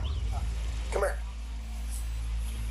That's Taylor's grandparents' house. That's what I said, because the address looked familiar, and then when I heard she was coming out here, it's like, I know this chick. Hey, are they homicide or? Oh, so you beat to that. Really? Where's she at? Taylor, she's in the back of Shelby's car. Hey, you know that's her grandparents' house, right? The South Greenwood address is her grandparents' house. Hers. 1802? Yeah, I swear to you. She's bonded out to that address out of Crawford County. She's got like 10 felonies pending. I swear to you. Is it? The officer just made a crucial connection. Taylor's last known address, given to police during her previous arrest, was her grandparents' house, and the same duplex that William lived in. Shut up. Did you tell Shelby? I said, I think that's, yeah. 1800 South Greenwood. Hey, Sarge. Give me just Her address is the neighbor's address. Huh? Her address is the neighbor's. 1800 South Greenwood is her uncle or her grandpa or her dad. That's what I'm telling you. That's her grandpa's house, and she's bonded out there. She's got like 10 pending 1800 felonies South in Crawford. Greenwood is all in ISIS about it. I think this is. She's bonded out there because I arrested her 2 weeks ago, and then like a week after. Her address is. It's the 1800 South Greenwood. She One to the right got or one domestic to the left? assault. The guy that called it in. Wow. That's his is 1800 because our guy's is 1800. The officers figured it out. The two prime suspects were related. Taylor was Denton's granddaughter, and likely the daughter the woman in the shop had found suspicious earlier. But what these officers are about to discover next would put the spotlight solely on Taylor. Ballman has her on camera leaving on the 8th in the car. Leaving the address. 8th, yeah. So 3 days? About 3 days, yeah. This is Monday night. She lost. Yeah, the decomp path. Yeah, it's about 2 days, 3 days. With this final piece of evidence, it is safe to conclude that Taylor Elkins has a major role in William's death, and detectives needed to get to the bottom of her involvement. The other detained individuals were briefly questioned, but no one had direct ties to William or knew anything about the stolen vehicle. So with no solid evidence against them, they were released. With the on-scene investigation at its end, the next move was obvious: taking Taylor in for a formal interrogation. A few hours later, Taylor is placed inside an interrogation room and left by herself for the next 10 minutes, giving her enough time to come up with a plausible alibi to go with. What Taylor doesn't realize is that when the detective walks in, he has information that will completely disprove every excuse she has. Hello, how are you? Okay. Could have been better? All right, Taylor, so you know why you're down here, right? Yeah. Well, why are you down here? Supposedly the car was stolen. I don't know. I had it in my. Well, I didn't have it in my custody. Well, I don't know how to say it.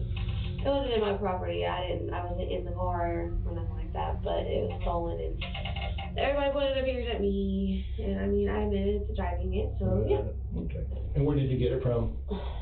This dude named Sean. Sean who? I don't know his last name. I don't know his last name. I say hey to him basically. He's just a friend. Like he does drugs, you know. So I mean, I don't know everybody's last name. You been arrested lately? Yeah. When's the last time you were arrested? Last week. Last That's week? when I got my kids taken. Okay. It was Miller and this other guy. And when you bonded out? I got a signature one. Okay, what address did you use when you bonded out? It's Windsor. You sure? Where's my grandpa's? Who's your grandpa? Denton. Denton. Stringer. See, that's why I'm bonded out too. Oh, okay. Yeah, I'm bonded. Did he bond you out? No. Oh, okay. No. Where's his address? He can afford it. 1800. 1800 what? Greenwood Avenue. Okay, when's the last time prior to that you were over there? 2 days ago. And what were you doing over there then? My grandpa. I haven't bonded out. I just chill over there. Just chill over there? Yeah. In just a few minutes, this detective was able to make Taylor confirm most of the evidence connecting her to the crime. In her own words, Taylor admitted that Denton Stringer is indeed her grandfather, she had William's car for a few days, and most importantly, she was at Denton's house the same period when William was killed. But this detective was just getting started, and he's about to make Taylor dig her own grave. So what about the guy that lives right next door to her? You know him? Yes. Who's that? His name's Bill. Bill what? I don't know. Oh. I don't know people's last names. Oh. Yeah. How's Bill? Oh, I don't know. When's the last time you seen Bill? I don't know. I don't know. He works down there. So this car you've been riding around in, whose car is that? I don't know. You never seen that car before? I've seen it. Where? There. Where? Oh my. Where, Taylor? Where, Taylor? There. That's his car.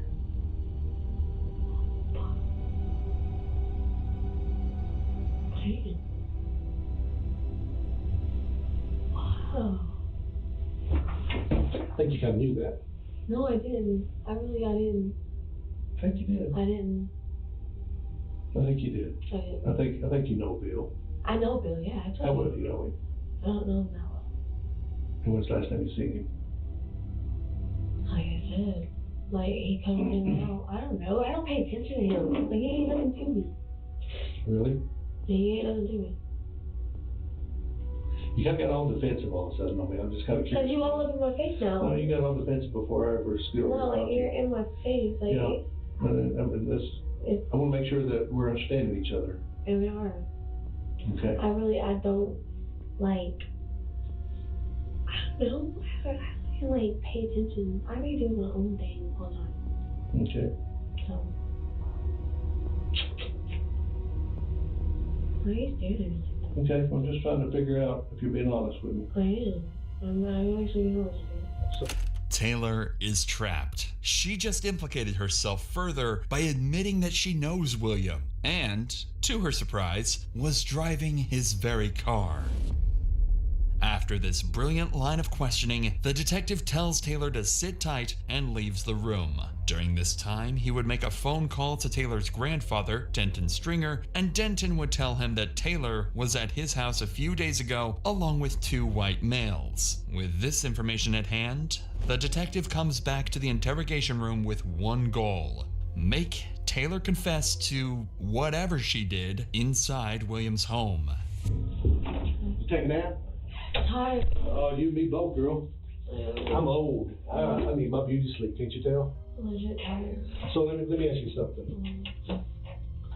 Do you have a phone? You don't have a phone? How come?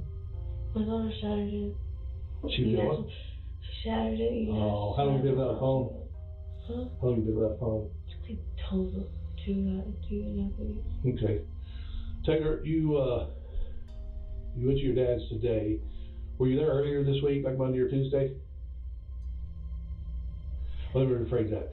You were there earlier this week, and you had 2 white males with you. Who was those 2 white guys that were with you? Because I've already talked to your grandpa. Okay, and right there beside your grandpa's at school. Yeah. That school's got video, and it shows you showing up with 2 white males. So I'm just kind of curious. Who are those 2 white males on? I don't even remember which one. You don't? So, you don't believe that's Bill's car? I mean, if it is, that's fucking amazing. Even when directly confronted with undeniable facts, Taylor continues to play dumb, even making a mockery of the entire situation. So, in order to make it clear to Taylor that this is a serious situation, the detective would reveal the true reason she's in the interrogation room. Because she is a murder suspect. You know why that's Bill's car? Because he's dead. They beat him to death. And you're driving the car from a man who's been beat to death. And I don't know that you ain't got something to do with it. And you want to play tough girl with me, and let me tell you, this is not going to work out for you real good. He's been beat to death. No. You think I'm lying? Why the hell do you think I'm here?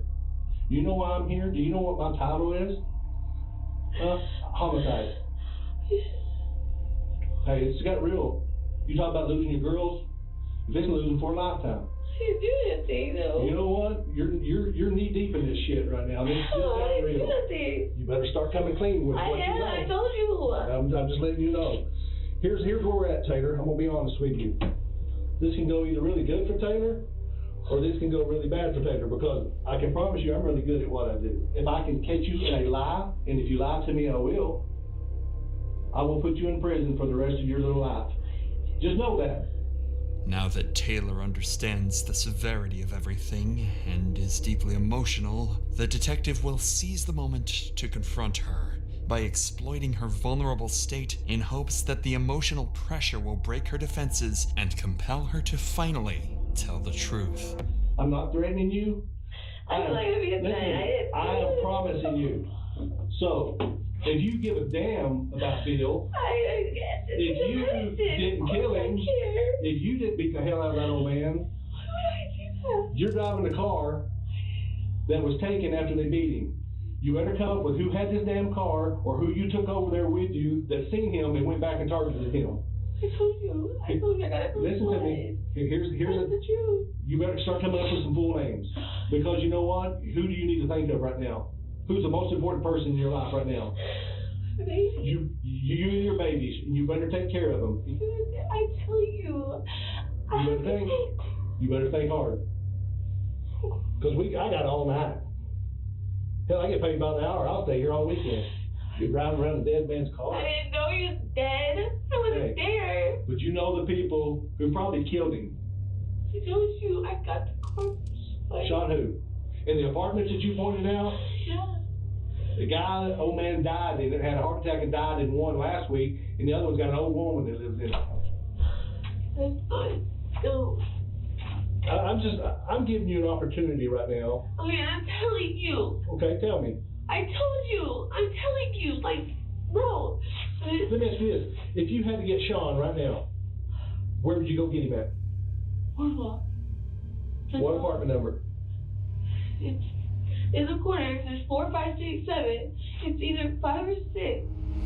Now it seems like Taylor has a story to prove her alibi. Taylor claims that William's car belongs to a man named Sean, who she borrowed the car from recently. If what she's saying is true, then Sean could very well be the perpetrator of this evil crime. However, Taylor would also proceed to point more accusations towards Sean, telling the detective that he assaulted her, ruined her life, and took her kids away. This means that Taylor was likely involved in a relationship with Sean for a good amount of time. But what's strange about this entire story is that every time the detective asks Taylor for personal information about this Sean guy, she dodges the questions and refuses to give any information away. So, with Taylor seemingly uncooperative, the detective would end this interview to get to the bottom of her claims and figure out who Sean really is. And what they discovered would put Taylor in an even worse situation.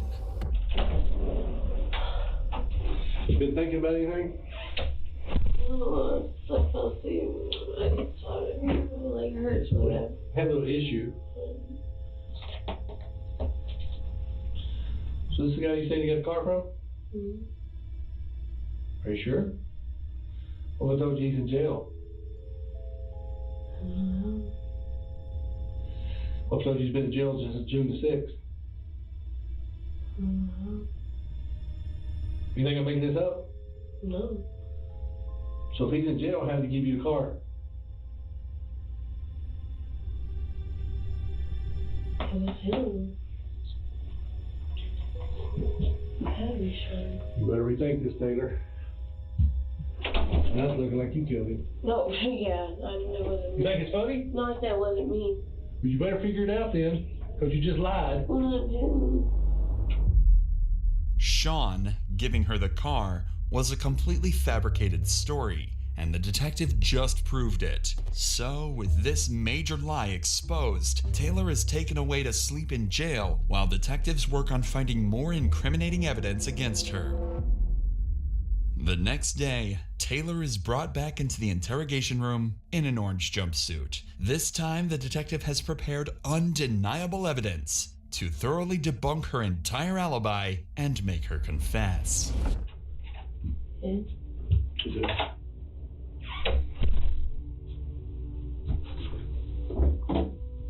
wanna know what happened to Bill? No.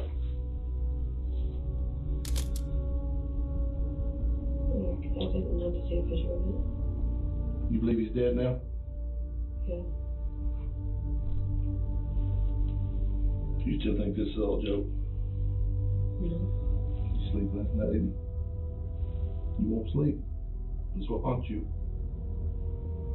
There's only one way you're ever going to get any relief, or you're going to get any closure. And you're going to have to tell us the truth of everything you know, and you haven't done it yet. And it's going to be the hardest thing for you to do. But it's the only way you're going to get any peace ever. At a minimum, if you didn't do it, you know who did? Are you scared of the person who's involved in this? I don't know who's involved in it. Do you really think you get stuff out of people by threatening them? I'm not threatening you. Girl, in their face I haven't got in your face. I'm saying like you. I hadn't threatened you. I'm letting you know what's fixing to happen to you. Because you don't believe anything. I'm sorry? You don't believe anything. I don't believe liars. Okay? And you're a damn liar. You need to be out there getting a real killer. Well, you need to be helping us. If you even cared about the old man that's been beat to death and shot, you need to be helping us. You just shot. You don't think he was shot? Was he? You tell me? You just showed me the top. You not see enough? You want to see again and get a better look? I don't. I want you to remember that picture every night of your life. Of course you do. Every night. Elkin's body language has shifted from cocky and playful to scared and confused, and just about everything else in between. Her behavior would change again after she's allowed to make a phone call to her mother, where she'd stop pleading innocence and start playing the victim. She's now going to paint a picture of a man named Joseph Rogers, better known as Joe, that will make him out to be the bad guy. So we let you talk to your mom. So now what I would like to ask you is for you to tell us the truth. The truth, I mean, I told y'all the truth today, but I just didn't tell y'all all of it. Tell us again what happened and exactly the truth the way it happened, okay? Joe came over that night and he asked me what he had in the house, and I told him that he didn't have shit. He's like, will you knock on the door? I knocked on the door, and then he went in. I left. That's when I went to McDonald's. When I came back, he told me he took care of it. I didn't kill him, though. I didn't do nothing like that. When he said he took care of it. He told me that at the casino because I kept asking him what happened. Because I didn't want to part in it, so I was scared. I didn't want to go in there or nothing. I didn't know what happened. And I kept asking him what happened. He kept telling me that he took care of it, that it's okay, that he finished it, blah, blah, there's nothing to come about it. And he just kept telling me that he's like, to get rid of them TVs, blah, blah, blah. He said, I'm not touching them. And that's when I had Pete on him. Like, I didn't know. If I knew all that, I would have took his car and played with him. If I knew he was dead like that, where he was like, Elkins has implicated Joe by claiming he'd taken care of William while he was robbing him of his belongings. She also claims he's behind the whole thing and she was too terrified to stop him. If this wasn't the third story she came up with, the detectives may have believed her. But what Elkins doesn't realize is that the detectives have potential evidence that will place her at the scene of the crime and prove she's been lying all along. Taylor, one thing that is concerning is the fact that Bill does have hair in his hand. Okay? And we had a detective down there during his autopsy who states that the hair is the same color as yours. And Joe doesn't have any hair. So where would that come from? Because I didn't see him afterwards. That's the truth. That's why I gave a hair sample. I'm not putting eyes on it. Yeah, that's why I gave a hair sample, because I didn't.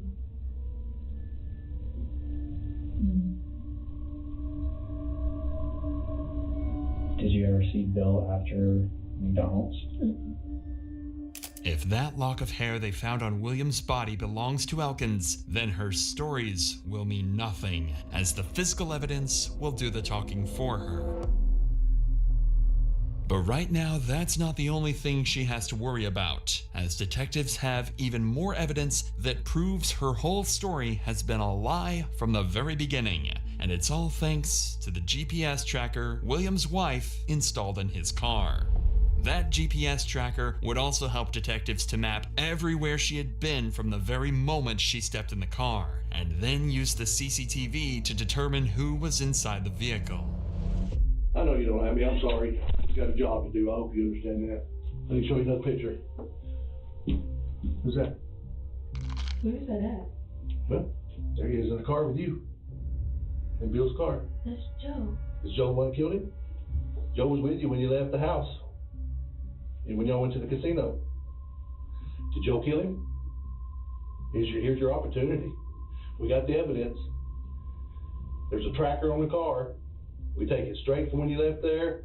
You go to Kavanaugh. You go to the casino. So you need to get this just real for you real quick. So you need to think about this. Because we're fixing to take this to the prosecutor to get a warrant for you for murder. So you better start thinking if you want to take the rap or you want to be honest, because we're running out of time. No, you ain't. No, you ain't. I just showed you. I've not hit nothing. I didn't say you watched. I didn't say you watched, but I said you know. But here's the thing. Wait, okay, so people are supposed to come up and tell me, right? Now that you're protecting him, you'll be charged as an How am I accomplice. protecting him? You know what happened. So people just come up and tell me all the time now that people murder somebody. No. This is your last chance. This is your life. I'll be back with that murder warrant. Okay, come back with it.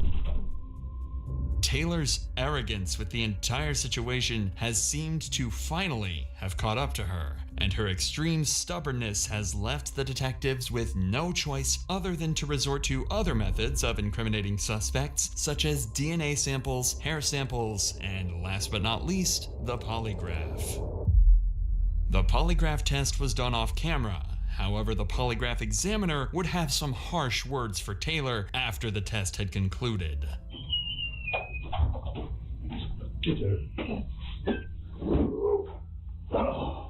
Test results are not good. Showing that you were showing deception. Deception means that you're trying to deceive. You're not being truthful. I am. I brought this in here to show you.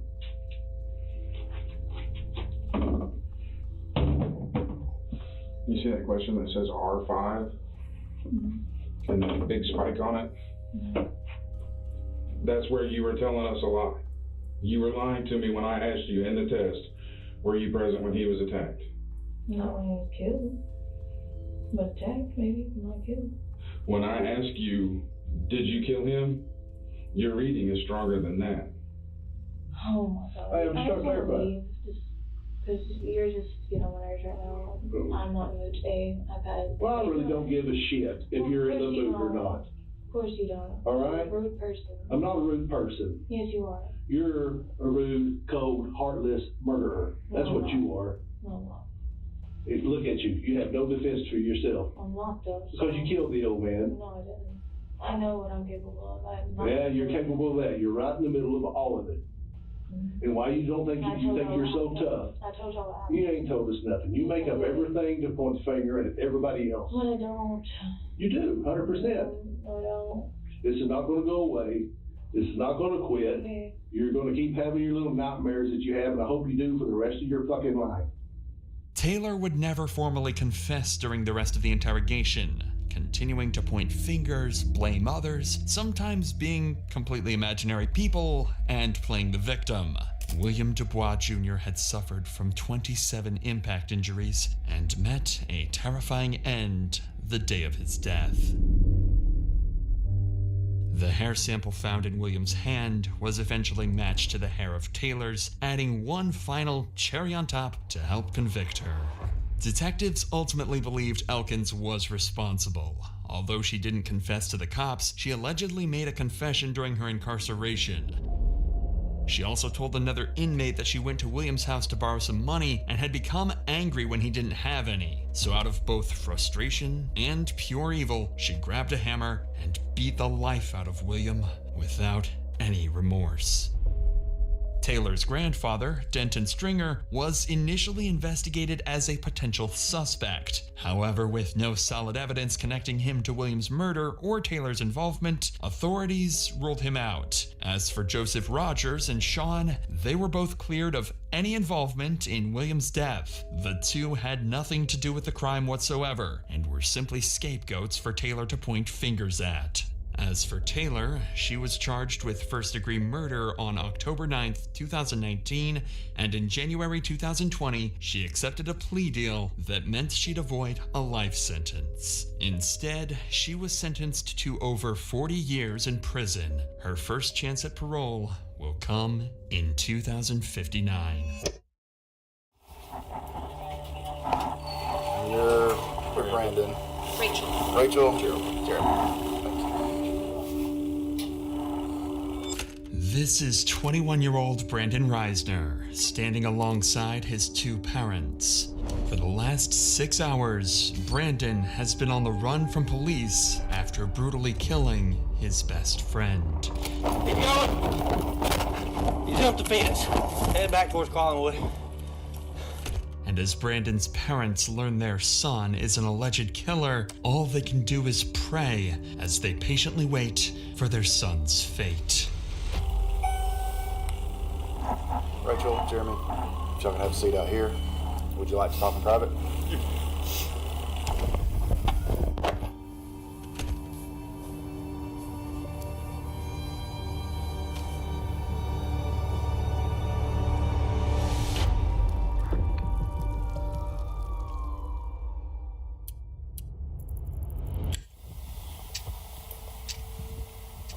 On a cold November morning in 2022, a ditched Toyota Prius would be discovered by officers in Rome, Georgia. There's nothing. That's what I was looking for. There's nothing. Why this car was ditched in the middle of a creek is something police were yet to figure out. Y'all don't think he's in there? No, I didn't already. Okay. Son's name's Aaron Davis. Supposed to be coming to Rome to see some friends and going to Alabama to see his girlfriend. I don't think he made it there. Nah. I wonder where that's why his car's down there. Crazy thing is, there's nothing. I mean, there was no acceleration. It's almost like it just rode off in there or something. Yeah. Didn't go all the way up in park or something. Yeah, I mean, there's lights on like it's, but it ain't running. I rode over here to see what was going on. He was out there changing out the trash. A tow truck would eventually come and lift the vehicle out from the creek, and upon searching the license plate number, they would discover it belonged to 21-year-old Aaron Davis. Luckily, the town of Rome, Georgia is relatively small, and officers were already familiar with the name, so Lieutenant Sailors would give Aaron's father a call a few minutes later. Okay. Yeah, can you see if you maybe can get a hold of him and check in with him, see where his car's supposed to be? So you just found the car abandoned there? Yeah, it's actually off in a little ditch. We're in the process of getting it out. I don't think there's anybody in it right now. Aaron's car being ditched is just as much of a mystery to his father as it is for the police. However, he did have some useful details he was able to give the lieutenant following this call. The night prior to this footage, Aaron went to visit his longtime friend, Brandon Reisner. The two had been friends since middle school, and their friendship continued all the way through college. Aaron had just recently graduated from Brigham Young University, so his over 60-mile travel to visit Brandon was meant to celebrate the new start to adulthood. But ever since Aaron had left for Brandon's house, nobody had heard from him, and his phone would go straight to voicemail. All of these strange mysteries would lead Aaron's father to file a missing persons report, and an investigation to find Aaron would officially begin. First, and most obviously, police would give Brandon Reisner a call, as he was supposedly the last person to have been in contact with Aaron. Hey, I'm Lieutenant Sailors, Rome Police. You doing all right today? Yes, I am. I'm looking for my friend right now. Yeah, that's what I was calling about. You hadn't heard from him? I have not. I've tried calling him and it's just gone straight to voicemail, and I heard he was at Heritage Park, so that's where I'm at right now, so I'm looking around. Do you guys know where the car was? Yeah, it was in a ditch over there. When's the last time you saw Aaron? I saw him last night. About what time? Well, we started drinking around like 12 noon. He started throwing up pretty bad. He told me to leave him alone. I guess I woke up around like 1 or 2 a.m. And that's when I saw that his car was gone. All right. Well, if y'all hear from him, let us know, okay? Yeah, thank you for the help, sir. All right. Bye-bye. Brandon's story made complete sense, and he even claimed to be actively looking for Aaron at the time of the phone call, as any good friend would do. It seemed like Brandon was clearly the person they needed to speak to further in order to get to the bottom of Aaron's disappearance. So a few hours later, they showed up, unannounced, at Brandon's house to get more answers about what happened the night before, this time face to face. Hey, what's going on? I'm Officer Gar with the Rome Police Department. We're following up on all this. Can you walk me through what's going on? Just make sure we're all on the same page. We started drinking around 12 yesterday. Yeah, it's you and Aaron, right? Yeah, me and Aaron. Okay. Anyone else with you guys? And we went to some bars, and I had bought some red wine. Yeah. And came back here, started drinking red wine. He doesn't drink too often, so yeah. He had gone upstairs and was just puking everywhere to the toilet. It was like standing up and puking for some reason.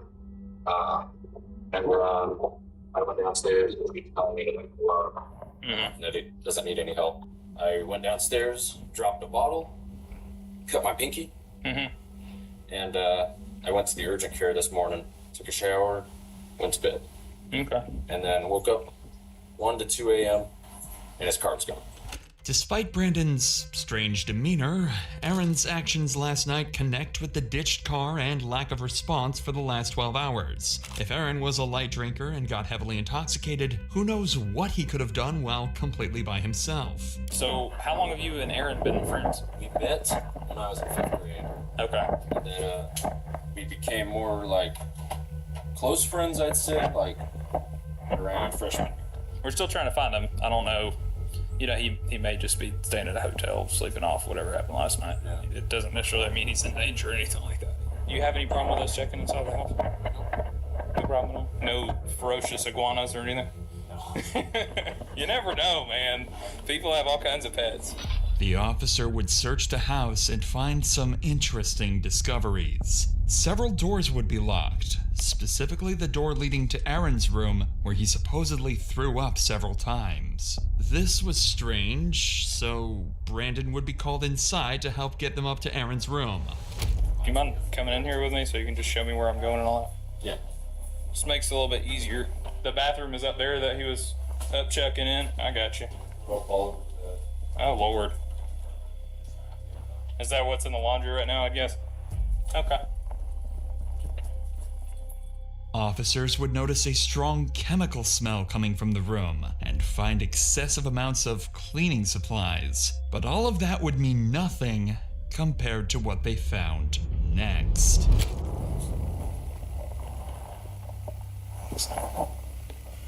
There's a significant amount of blood next to the bed, too. Decent. More than just vomit all the way over here. Looks like it's been there a while, but he could have been throwing up blood, I guess. See all that? It's weird to be throwing up blood like that. Not to mention, if he had alcohol poisoning, he wouldn't have been able to get up and move around this morning. Especially at 2 or 3 in the morning. Just poured powder right there, too. That's it right now. The cops are starting to find the whole scenario awfully suspicious. The odd story from Brandon, the puddles of blood in Aaron's room, the hundreds of dollars worth of cleaning supplies. It seems as though Brandon sensed the officer's suspicion arising as well, as when Aaron's room was being searched, he decided to do this.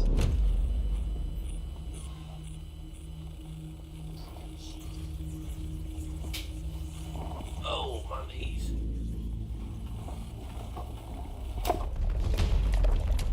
Keep going. Hey, no, quick.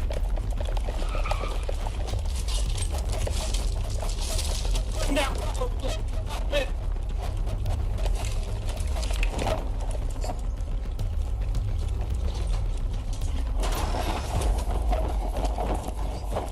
You jumped the fence. Head back towards Collinwood.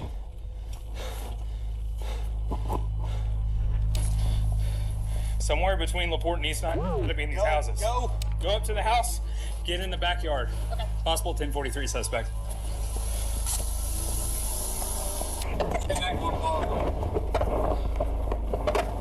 Run back towards 8. Give me more units.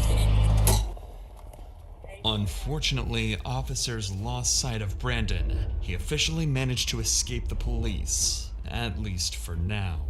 Desperate for any leads that might aid in finding Brandon, police began going door to door around the neighborhood, questioning witnesses who might have caught a glimpse of where he had fled. During this effort, one officer encountered a neighbor who happened to be on a call with Brandon's father, Jeremy. Quickly, the officer took the phone to speak with him directly.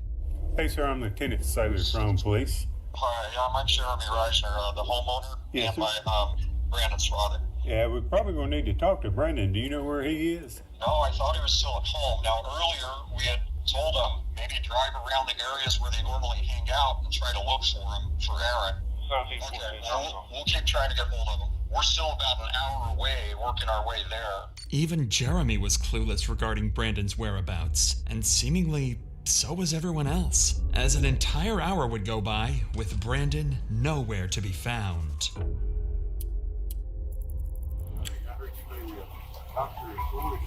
I am. Okay. This is Mom. Okay. Sorry, I realize you might not be able to answer this question. Probably don't know the answer, but I'll try. Is there suspicion that Brandon is involved in what, hurting Aaron or something? There's suspicion that something happened in the home. Beyond getting drunk and throwing up? Well, we don't know. They're lifelong friends.